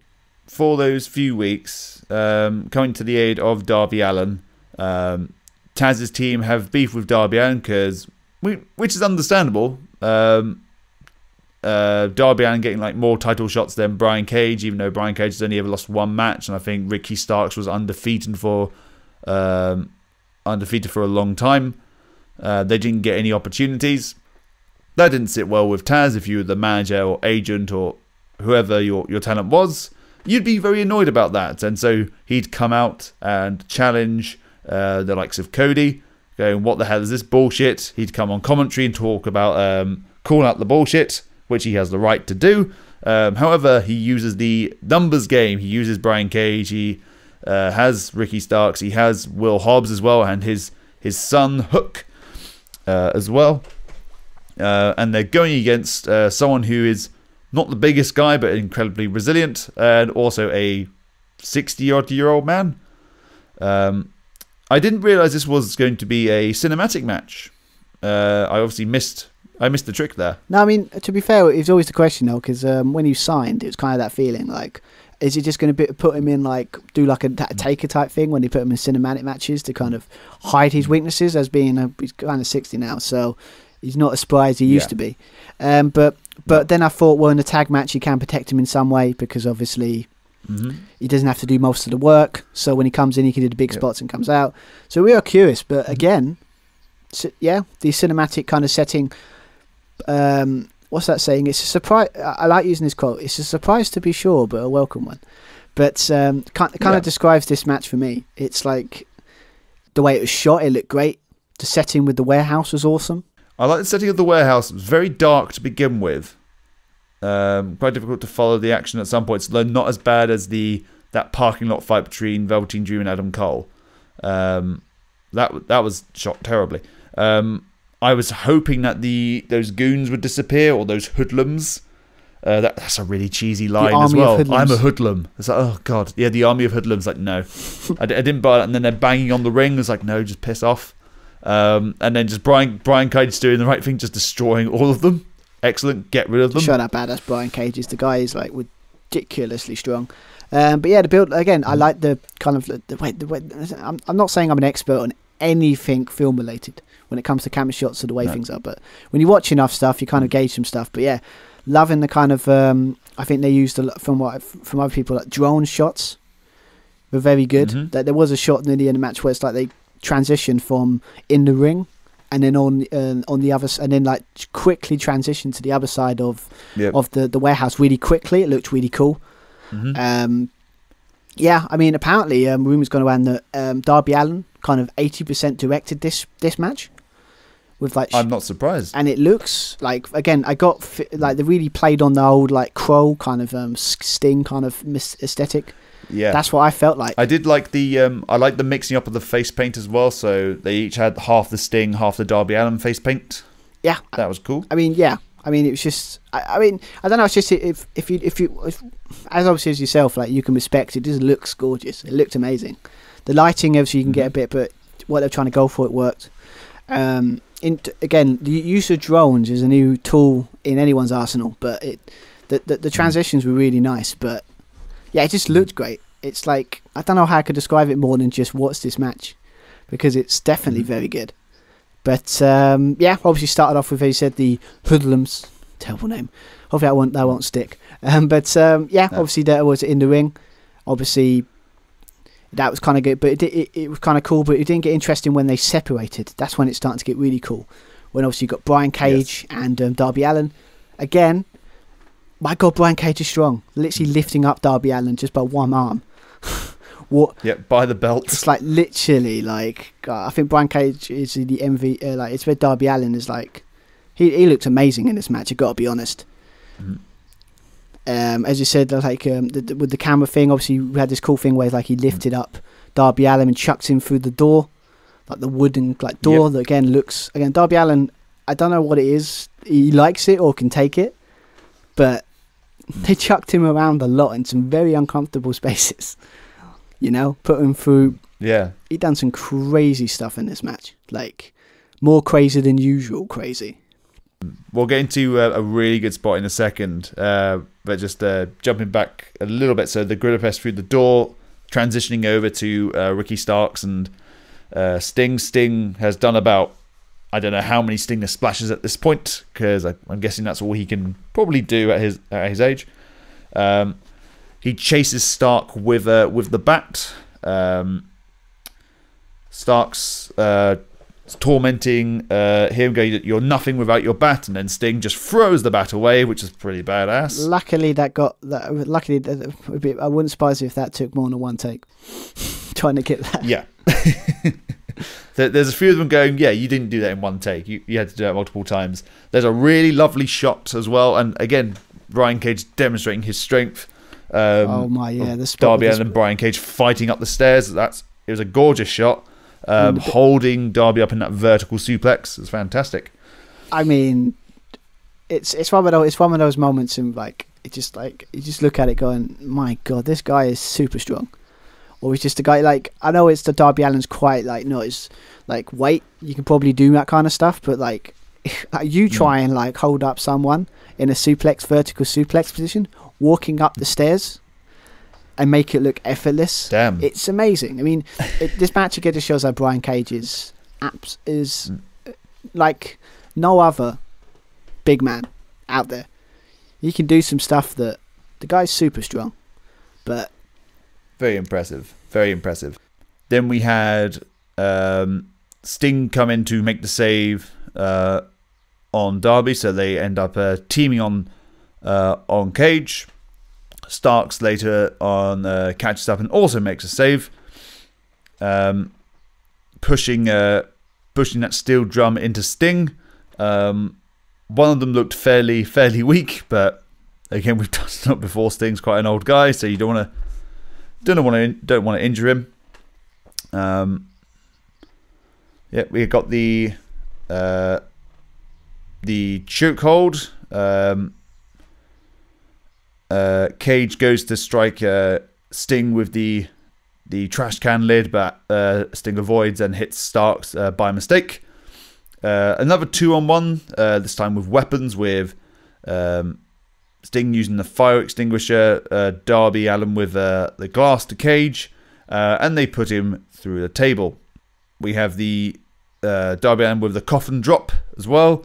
And when you think Darby and Sting have the upper hand, who appears in the bright orange mask? It's Hobbs, and Hook appears there as well. Hook looks really good.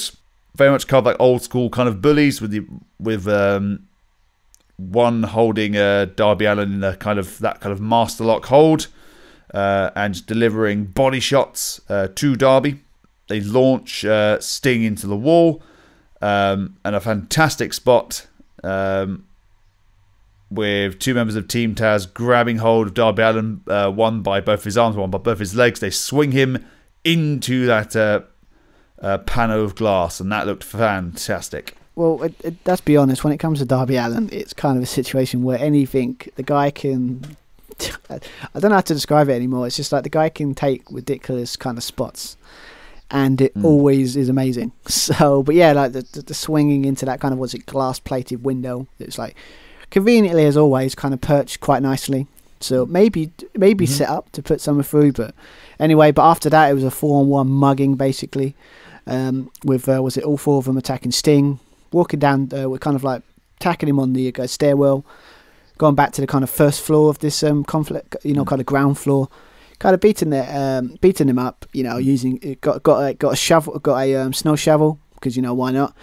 Constant beat down. Sting looks like he's not looking good for the Stinger, and then we had a nice thing at the end. Obviously, Darby got back up after, as you expect, the guy can pretty much take anything at this point.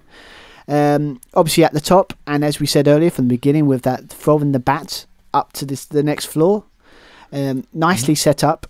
This spot here where you got, Darby Allin looking from the top, looking down on Sting, and then Sting looks at Darby Allin chucks him the bat again. That would have took many shots to get that right.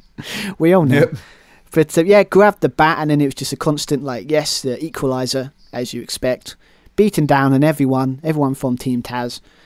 And and just when you think, and then obviously Sting got the upper hand, and he had a bit of Sting and Brian Cage, fighting on that kind of, probably didn't describe it well, where he had the kind of like the kind of like the warehouse is kind of like the wings on one side, and then there's this massive gap, like kind of like platform gap in the middle, kind of thing in the warehouse. They had this nice little obviously it looks like it might have been set up for this kind of spot where they had like a kind of like platform in between. Like, I don't know, like a box or something. I can't really describe it very well. But, yes, obviously, Sting was tacking him up there. Like pushing him onto that, having a fight in that. And then just when he thought, okay, boom. And then out of nowhere, it wouldn't be a spot. You had Darby Allin jumping from the top from this like, first floor, from that with like kind of window gap, and hit an elbow drop from the top on Brian Cage. And as you would expect, it looked freaking awesome. I mean, that's one for the highlight reel. Oh yes, I mean it's one of those ones that we might put in my graphics for the this podcast, mate. It's one of those moments, It's either that or the main event. But yeah, I mean, and as you expect, Darby Allin is just basically our generation's versions of Jeff Hardy, and that kind of situation, that this kind of match proves it. Does things that no man should do. And obviously after that it was basically Cage was out, Darby Allin was out, so it's just the final two. So it was against the final two. They finally headed back into the ring, and obviously you have the Sting and Ricky Starks, that hasn't done as much in this match, kind of, as you would like, but a nice little traditional wrestling match. Kind of set it up on the go home show with the whole bad mouthing him. Had some, as you said, is that all Sting can kind of do, is a Stinger splash? It's kind of harsh, but it's kind of all he's done at the moment, other than take a power bomb. But nice Stinger splash in the corner. Ricky Starks moved the pad out the way, so he hits the corner hard. So nice little heel tactic there. And obviously then Ricky Starks hit a spear on Sting, but then he kicks out. Then we have a nice right hard back and forth between Sting and Ricky Starks. and then kind of Sting like punched him, clocked him right in the nose, proper, legendary. Yeah, stop, messing around here. But Ricky Starks, being the heel, went for heel tactics, low blow, tried to go for a powerbomb. Sting done the roll up. Almost got a 2, but then obviously we saw a scorpion. Was that Sting?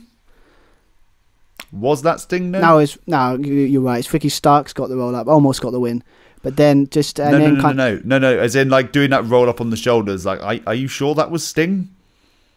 Or did they just have one of the goons do it? No, none of the goons. If it was one of the goons, it was very well done. No, none of the goons were there. Like, I'm a bit skeptical. I don't think that was Sting. I mean, I don't mind if it wasn't, but it's not. Okay, if that is Sting, fair play. But I thought, that's surely one of the goons. There's no... 60-year-old people should not be doing that.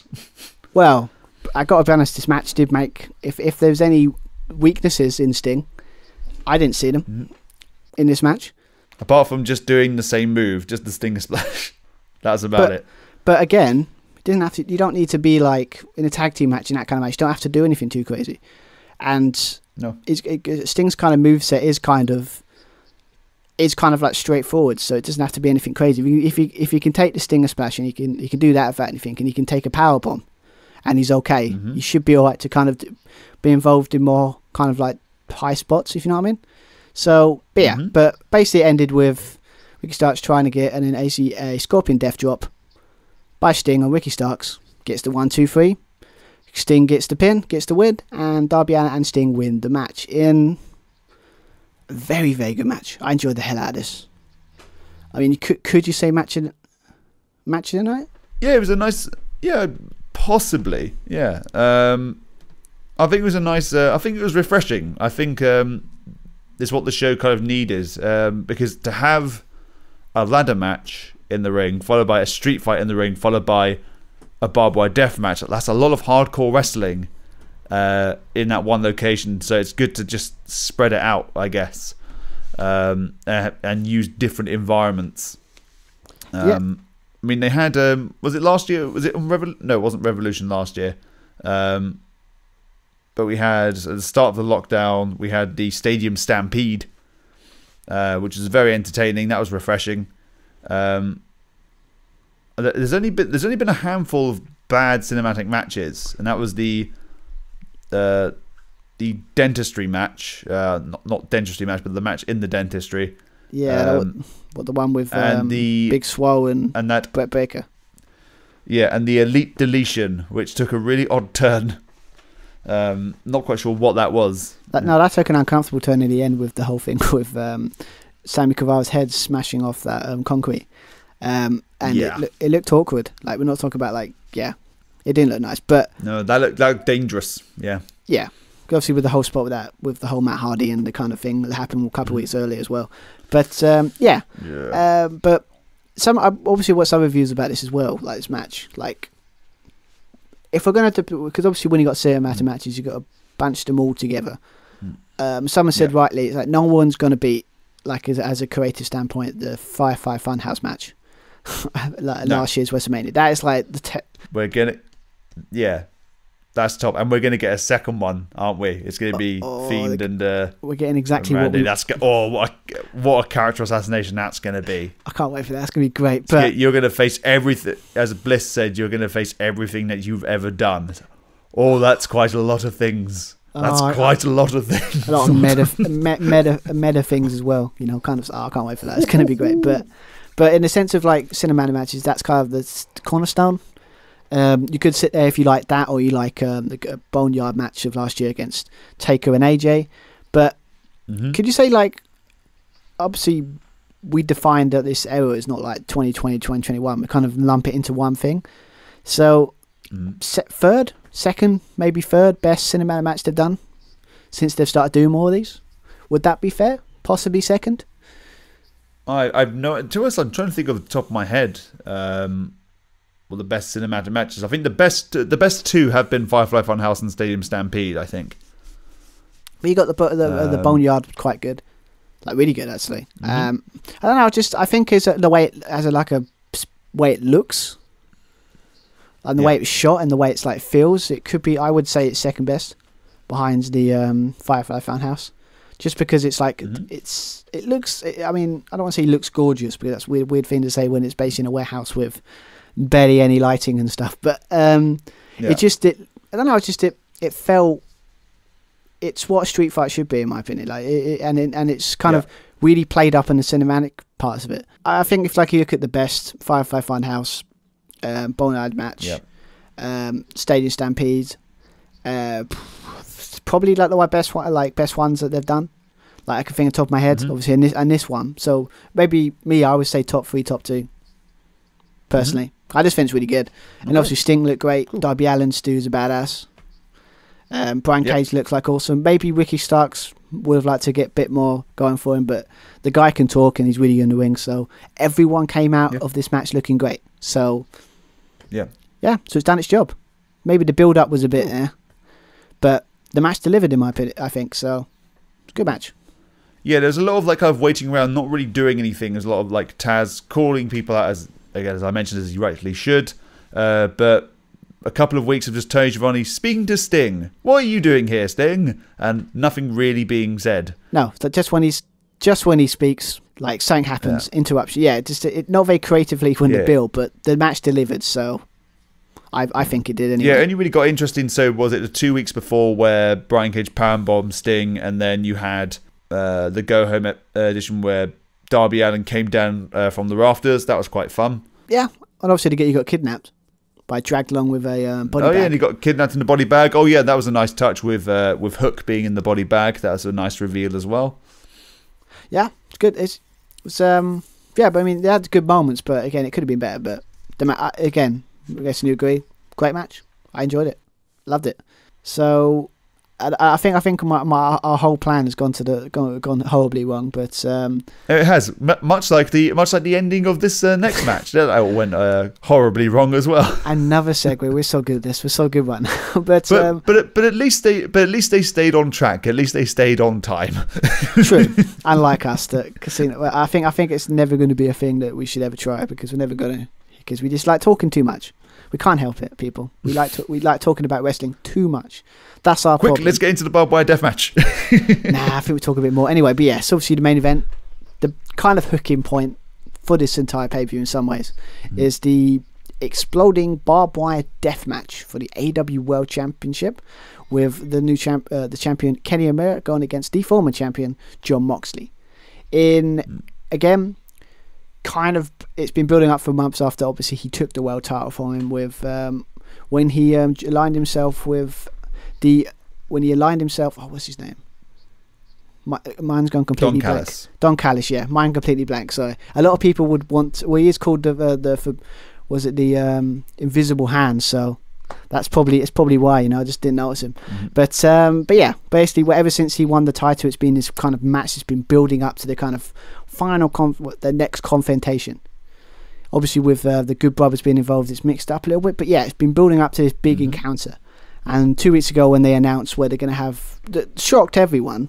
Surely you were the same as well, where you thought they were just going to have a normal match. They went a bit balls to the wall crazy and they said we're going to have a barbed wire exploding death match. I'm like, what's that? Okay, very CC dub. Yeah, I was like, okay, this is interesting. But I thought, okay, Jon Moxley is like kind of made his name in that kind of scene, and Kenny Omega in that Lights Out match. Was it Lights Out? Yeah, was pretty damn good in that match. So it was intriguing, but I was like, okay, where are they going to go with this? And I mean, it was the two points of motivation for Kenny Omega here. First was to prove that he was obviously the best wrestler by beating Moxley at his own game, his comfort zone, the death match, the hardcore wrestling style, which Moxley loves. But also the exploding barbed wire death match had a different name with the was it the Jon Moxley Extermination Zone, I believe it was called, in order to get rid of Jon Moxley. Yeah. I mean, now when you think about it, they've done a terrible job. I mean, come on, mate, come on. It's like, whoever hatched that plan should get fired. Oh, wait a minute. He's the world champion. Oh, damn. if you go by storyline anyway. But what they're building up is basically they finally want to get rid of Jon Moxley. But yeah, going to match, you had There's nice little stuff with the whole John Moxley had the jacket that was homage to the guy that created the death match. I can't pronounce his name, of course, but it was nice little homage in that sense. Wearing the jacket that kind of emulates the guy that made this match. That's completely nuts. Another thing I found quite funny is that bomb suit by the ref was kind of funny. I mean, come on. It's basically like a jumpsuit with just like, I don't know. It's just if they really wanted to go all in there, put like proper bomb suits, the proper ones. But if you think that's going to save you from explosions, and you're seriously mistaken. No, I just get the hell out of there. I mean, I'm surprised he didn't go really goofy and he ran out of it as quickly as possible. But yeah, so the ref has got a bomb suit. Let's go with that. We're going with it. It's going to get weird. We had some nice moments where even John Moxley was kind of nervous because he brought down a flask of what was it, alcohol in there, drinking it because he was like, I think he was trying to put across that he might be like love death matches and love violence, but even he's a bit worried about this might be this might be his last match. I think he mentioned if this is the end of my career, it's a hell of a way to go out. I mean, it's kind of. Is it good, babe? Yeah, I mean, but I just like that kind of thing. But yeah, it's kind of like he thought, was it in his promo? He said like he's got to climb through. I thought he had to climb through landmines and climb through like barbed like stuff to get to that title. He didn't think he literally had to do that. But yeah, again, another great promo for him. But yeah, interesting setup. Obviously, if you don't know deathmatch, it's basically like what was it? With barbed wire over the. If I remember the rules, it's barbed wires around the ropes, both taped up to some explosives, aka some just nice little pyrotechnics, and that's on the back and on the sides. Both sides they are both like plates with barbed wire on them. That obviously, if you touch it, they explode. And the match is that all the explosions are on a 30-minute timer. So yes, and if you don't finish it by 30 minutes, the whole ring explodes. Well, that's the. And if everyone survives, we continue on until there's a winner by pinfall or submission. Yeah, it's like if there's still enough people left, then we have to keep the match going. But what happens if the ref dies? Well, we just have to get another one. Just like the dime a dozen refs, but yeah, set up. So that's the whole thing. So it's basically a glorified kind of like. It's a perfect example of overbooking and over complicating a match that kind of didn't need it, but. I get why they're trying to do a death match because it's like, why not try something new? It's definitely a hooking point. I mean, I was intrigued for that match alone. I was intrigued to see if they pull it off. Well, sure, I didn't realise that the ring was going to explode until the show. They said, "Oh, okay, we're going to have a massive explosion at the end. Wonderful." They set themselves. But for the most part, from the beginning, I thought they did a pretty decent job. So they were teasing each other, like kind of grabbing each other. There's a good amount of like kind of tension there and angst, trying to drive each other, but also trying to stay away from the exploding barbed wire. They wisely go to the outside. There's one side of the ring, which is close to the ramp, which isn't surrounded by barbed wire. However, at the top of the ramp there are weapons which you can use, including a barbed wire baseball bat and a chair wrapped around in surprise barbed wire, kendo sticks as well, which are used, which Moxley uses to his advantage. When Kenny gets back into the ring, he has managed to conceal some powder on him, manages to throw it into Moxley's face and blind him. Moxley doesn't know where he is, as a result does not know where Kenny is, and does not know where the ropes are. Kenny takes advantage and whips him into that first rope, and it goes off very effectively. That got a nice pop as well. So number one. Now, the first explosion. Yeah. One of many. But, and obviously after this, after that, Omega kind of working on the knee. Done this nice little unique spot in my mind anyway, like getting a trash can on it, so upside down, and then like slamming John Moxley's knee into it on the top of it. Literally cool. I don't know when he started bleeding. I don't know what made him bleed. But obviously, what a shocker, like the last match they had, John Moxley is the one that bleeds first because it's John Moxley. It's kind of his whole thing. And obviously after that, it's like you had this cool thing where figure four leg lock on Kenny Omega and Jon Moxley, and him using a bit of wires with that steel chair with the barbed wire around it.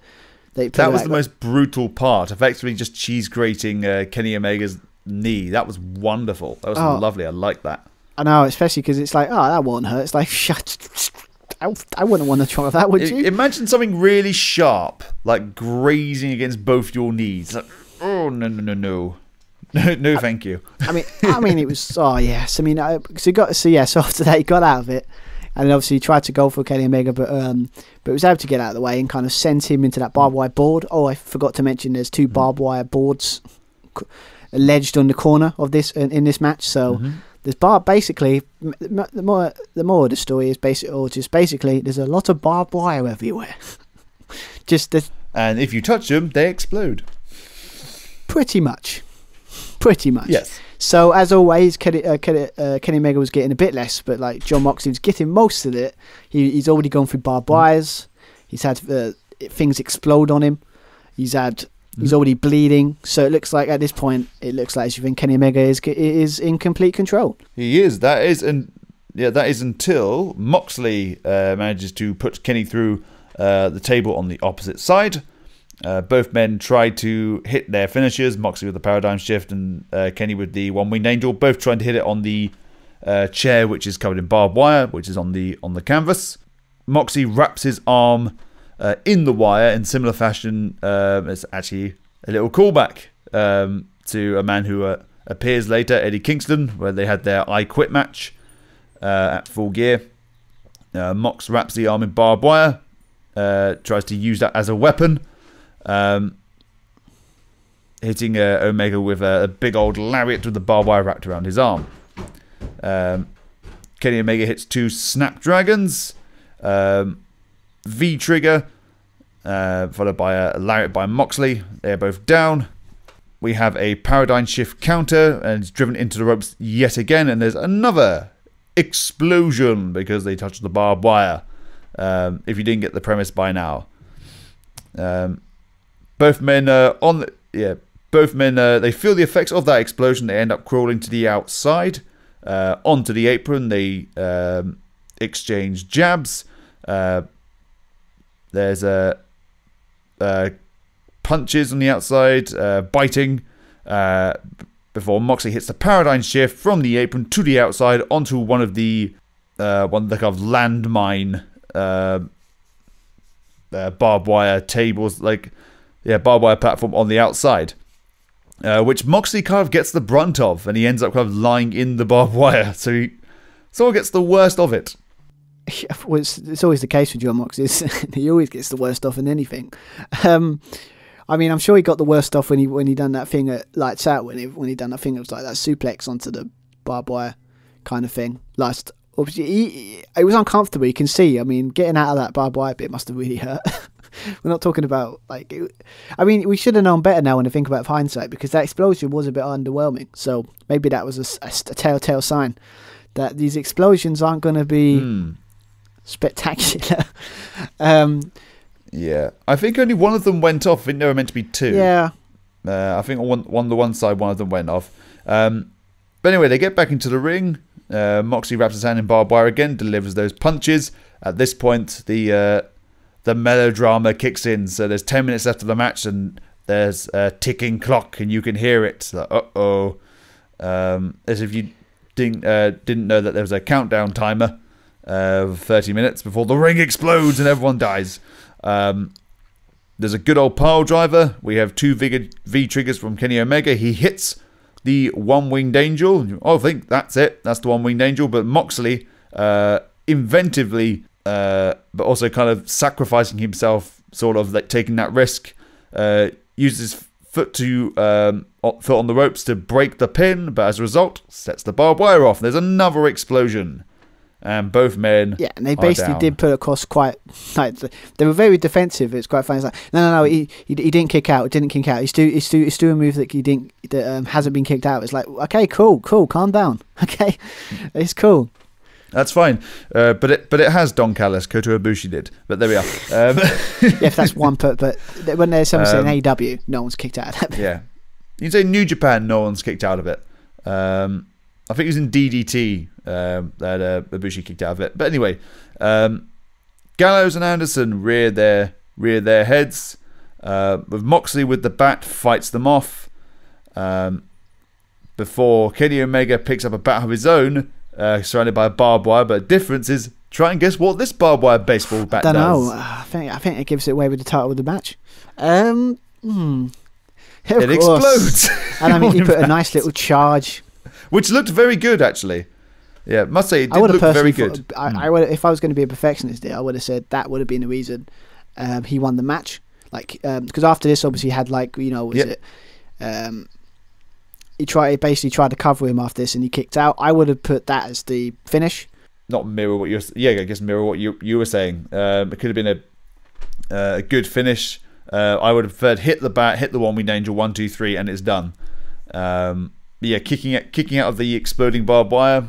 Not too sure about that. I get it. Yeah, Moxley, you're a badass, but we'd forgive you for not kicking out of that one. One winged angel on that barbed wire. Yeah, one winged angel on that chair. 1, 2, 3. Kenny Omega retains the AEW World Championship, but he's not done. Neither are Gallows and Anderson. No, because the timer is still going, even though the match has finished. That's the first flaw. Yeah, that's the first flaw. Like, if the match does not end after 30 minutes, the ring will explode. But the match has ended. The timer stops. Does it not? Well, apparently not. And also, what I kind of annoying is, like, for me, it feels like they ended the match way too quickly, because there was like 2 or 3 minutes where it's just beating him down, and it was getting like, come on, like, yeah, it was just there was too much. It's like they're waiting for it, and it felt like it. I know that's what the finish, but it's like they kind of the match ended too early, if you know what I mean. Mm-hmm. But yeah, I mean, yeah, as you expect, got the handcuffs out, handcuffing behind his back so he can't get out. It's obvious what they were trying to do here. Basically, handcuff him so he can't get out, beat him down, so when the ring explodes, basically commit murder. Let's be honest here, people. The ring is about to explode. Mm-hmm. Commit murder. Yeah. But yeah, obviously at that point you thought I think they stayed in the ring a bit too more, and then the timer went off and the alarm went off, and they still kind of stayed around a bit longer than I would have been. If that alarm went off, I'd be like, see you later, guys. I am out of here. Bye-bye. Like, mate, this thing... Like the referee did. Like, see you. You're on your own. Referee's the smart one, mate. Oh, absolutely. I'd get the head out of there. My job's done. I've counted to 3. There's your winner. Bye. I'm not going to be in this ring when it's... Got my paycheck. Don't want to be when it explodes. No. But anyway, yeah. So obviously, then they got out of the ring. It looks like it was just going to be a thing. We wait there. Boom. Waiting for the explosion to happen. But then obviously, surprisingly, Eddie Kingston comes out trying to fight off like the Good Brothers, and obviously Kenny Omega trying to stop him from getting in the ring. But he got into the ring, obviously trying to get his friend. They've had obviously a storied like history at the last couple of months, obviously with the whole going for the world title. Maybe that's why they hinted with the whole barbed wire thing with early on in the match. Maybe that might have been a cool tie back. But yeah, he was trying to save his friend. He couldn't. We get to the last 10 seconds. He understands he can't get his mate, so he does the courageous thing and cover his mates up to try and protect him. And then you're waiting for the big explosion, and then just sparkles and nothing. A few sparkles in there, yeah. A bit of pyro from say a ring entrance you might get, and then a little poof. Okay, that's it. So there's hardly any smoke. The ring hasn't collapsed. There's not a massive hole in the canvas. The ring does not explode. I mean, they couldn't even try the old thing they used to do with the ring breaks when they do the big men. Called the ring breaks. Like put something underneath the ring where it's like some bags or something. When it falls, it makes like a big smoke thing at the bottom, so it looks like it actually explodes from underneath. Obviously not actual kind of pyrotechnics. I mean, I'm not. Come on, we're not idiots. I can only go so far. But yeah, it was very underwhelming. A lot of people were really not happy on Twitter. Really not happy. But yeah, end of it, and then they really probably kept on it a bit longer than they should have.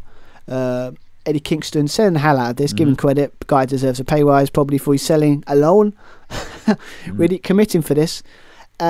Even though they were likely unaware of how crap the pyro was. Yeah, but give him credit for at least sticking to the landing, as they say. Yeah, again, and then kind of stepped on the end of the show, and then kind of everyone was kind of not happy with the ending because it kind of sucked. But the sad truth is, it kind of understates kind of a really cool character moment between Eddie Kingston and Jon Moxley, him trying to save his friend.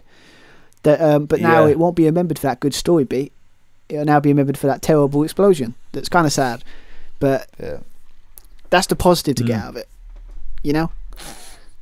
But as we've stated before, like Jon Moxley even admitted, they're turning it into a storyline now that I kind of respect. So to say that it was Kenny Omega just really crap at doing explosives, basically, that's why it sucked.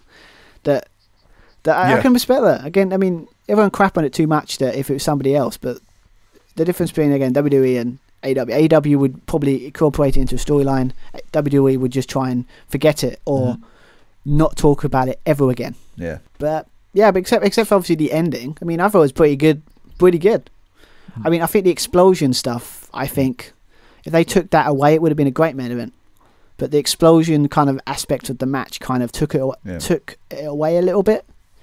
It was a bit too goofy, maybe. Yeah, this is when AEW wanted to have. So if you didn't have fans in attendance and you could be able to pre-record some stuff, if the explosion didn't detonate, you can either just set up and go again, try and do another take, or try and do a big thing that the explosion was so big. So as the countdown hits 0, you see maybe a little bit of smoke, you hear a loud bang, and the camera just cuts because it was that loud. It just cut off all the camera. It cut off the complete live feed of the show, and then you have end of title graphic. Like, oh dear, what happened there? Tune next week. Are they alive?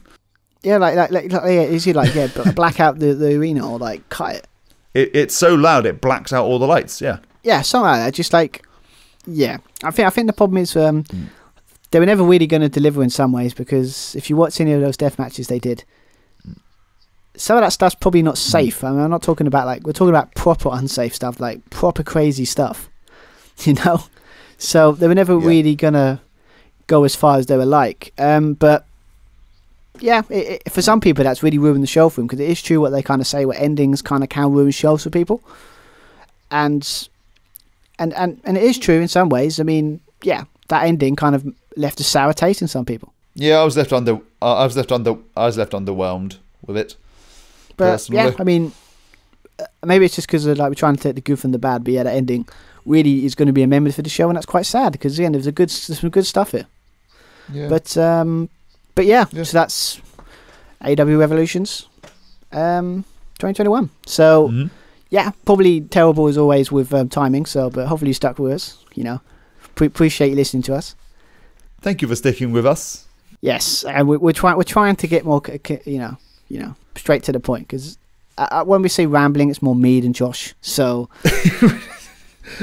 trying to get straight to the point, and we're 2.5 hours into. We're trying, but again, it's just we can't help ourselves, man. We just like talking about wrestling. We can talk about it for more than 3 hours. We can do a WrestleMania level length about wrestling if you wanted to. We could, but we don't, because we just don't. But anyway, so let's kind of wrap this up. So what's your final thoughts, man? Well, except for obviously the ending, what were the good points of it? What it was only did this completely sour the whole pay-per-view, or do you think there was still good stuff in it? Obviously, Christian Cage is a welcome addition to the roster. However, I'd like to have seen him cut a promo, maybe of some sorts, of his intentions, but I think they're just going to do that on Dynamite now. The cinematic match was a clever way to work around obviously Sting's age and his abilities, freshens up the show. It was a long old show as well. Tag team match, I think the first couple of matches are pretty good.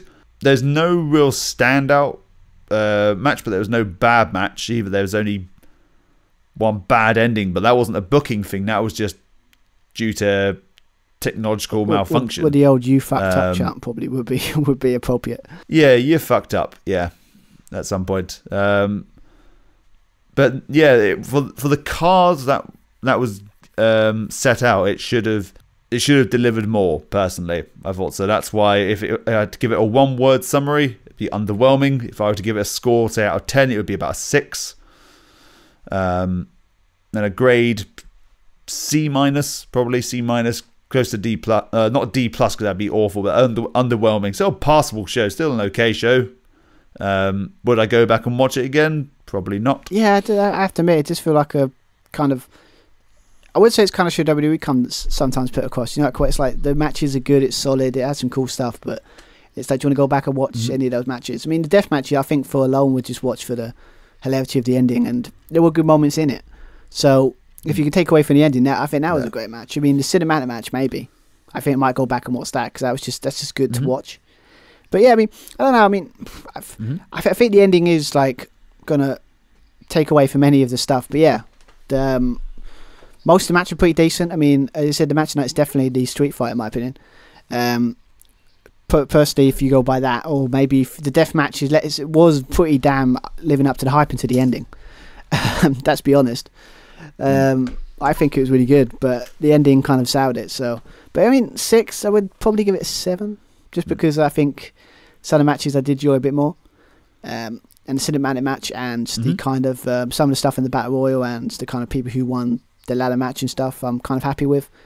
So there are good moments, but yeah, it's underwhelming. I'll give you that. Yeah, but you can't be great all the time, right? No, can't be elite all the time. No. So the question is, would they? Obviously, they've got a couple of months. I think was it the Double or Nothing's their next pay per view in end of March, May. I think it's end of May. End of May. Yeah, they usually do one every 3 months or so, don't they? I mean, the question is, will be who is going to be like. Well, the question is, I would love to see, would that be the time to get Hangman Page to win the title, or would you think they'll extend it till All Out or All In? I think it's far too early for Kenny Omega to give up that title. There's still more scope to build with Gallows and Anderson and Callis and the relationship with the Bucks. I can see them playing with the Double or Nothing kind of stake, so maybe they put both the titles on the line. So you could have Bucks against Gallows and Anderson there. Double or Nothing, both the tag titles, the Impact and the AEW World Tag titles. I'm not against it. I mean, it seems like that's what they're setting up. I mean, they kind of teased it already with like kind of Impact. You had that 6-man tag team match, and was it No Surrender, the previous Impact pay-per-view? They had that 6-man tag with Kenny Omega and Gallows and Anderson. So maybe Rich Swann and Omega, and they go for both titles. I don't know. Or Darby Allin, I don't know, Darby Allin puts his title on the line. They do a Double or Nothing against Kenny Omega. I can see Darby Allin losing the TNT Championship and then him feuding with Kenny, and that leads to another kind of potential death match kind of thing. So he's got rid of Moxley. Well, can he get rid of Darby Allin? Because he is relentless. Yeah, I mean, again, that'd be great. I mean, I could, again, I think Darby Allin's pretty awesome. So as it's proven last year or so. So I'm not against it. I mean, I think he's keeping that title for a while, and there's a lot of people who are booking. It's like the way it's booking is Kenny Omega ethos on booking is like long-term storyline. It has like really long story, like 2 or 3 years worth.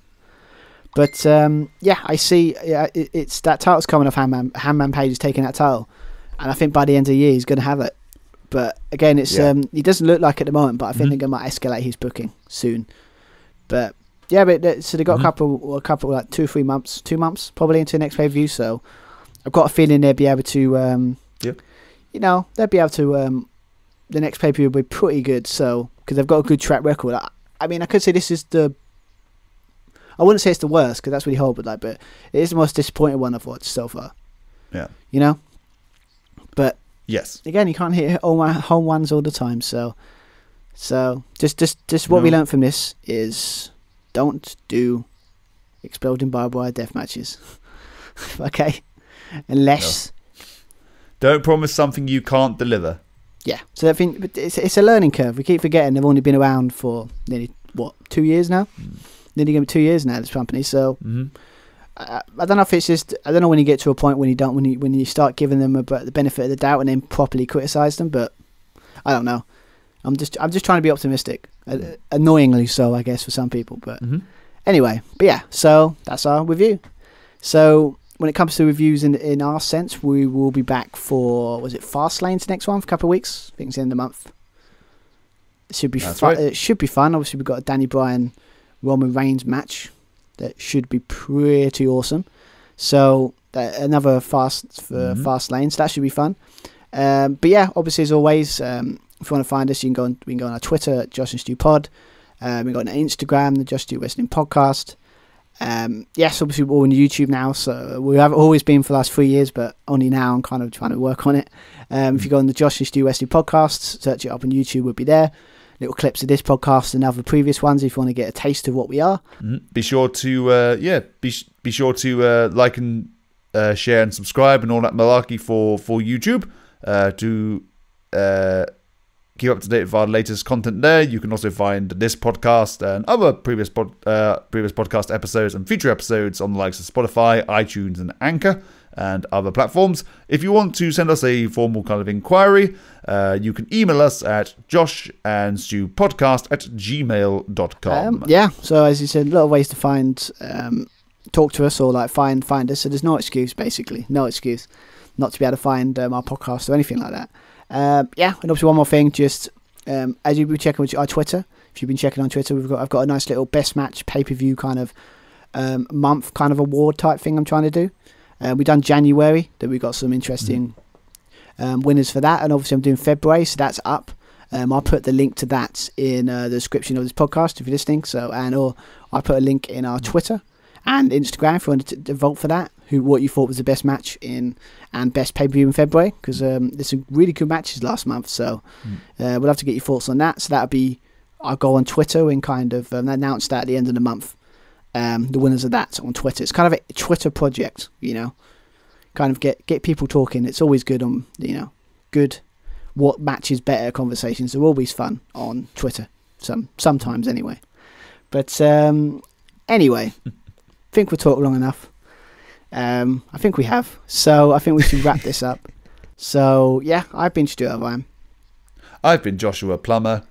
And yes, so we'll be back to watch Fastlane. So see you then. Have an awesome week, everyone. Bye. Bye, everybody.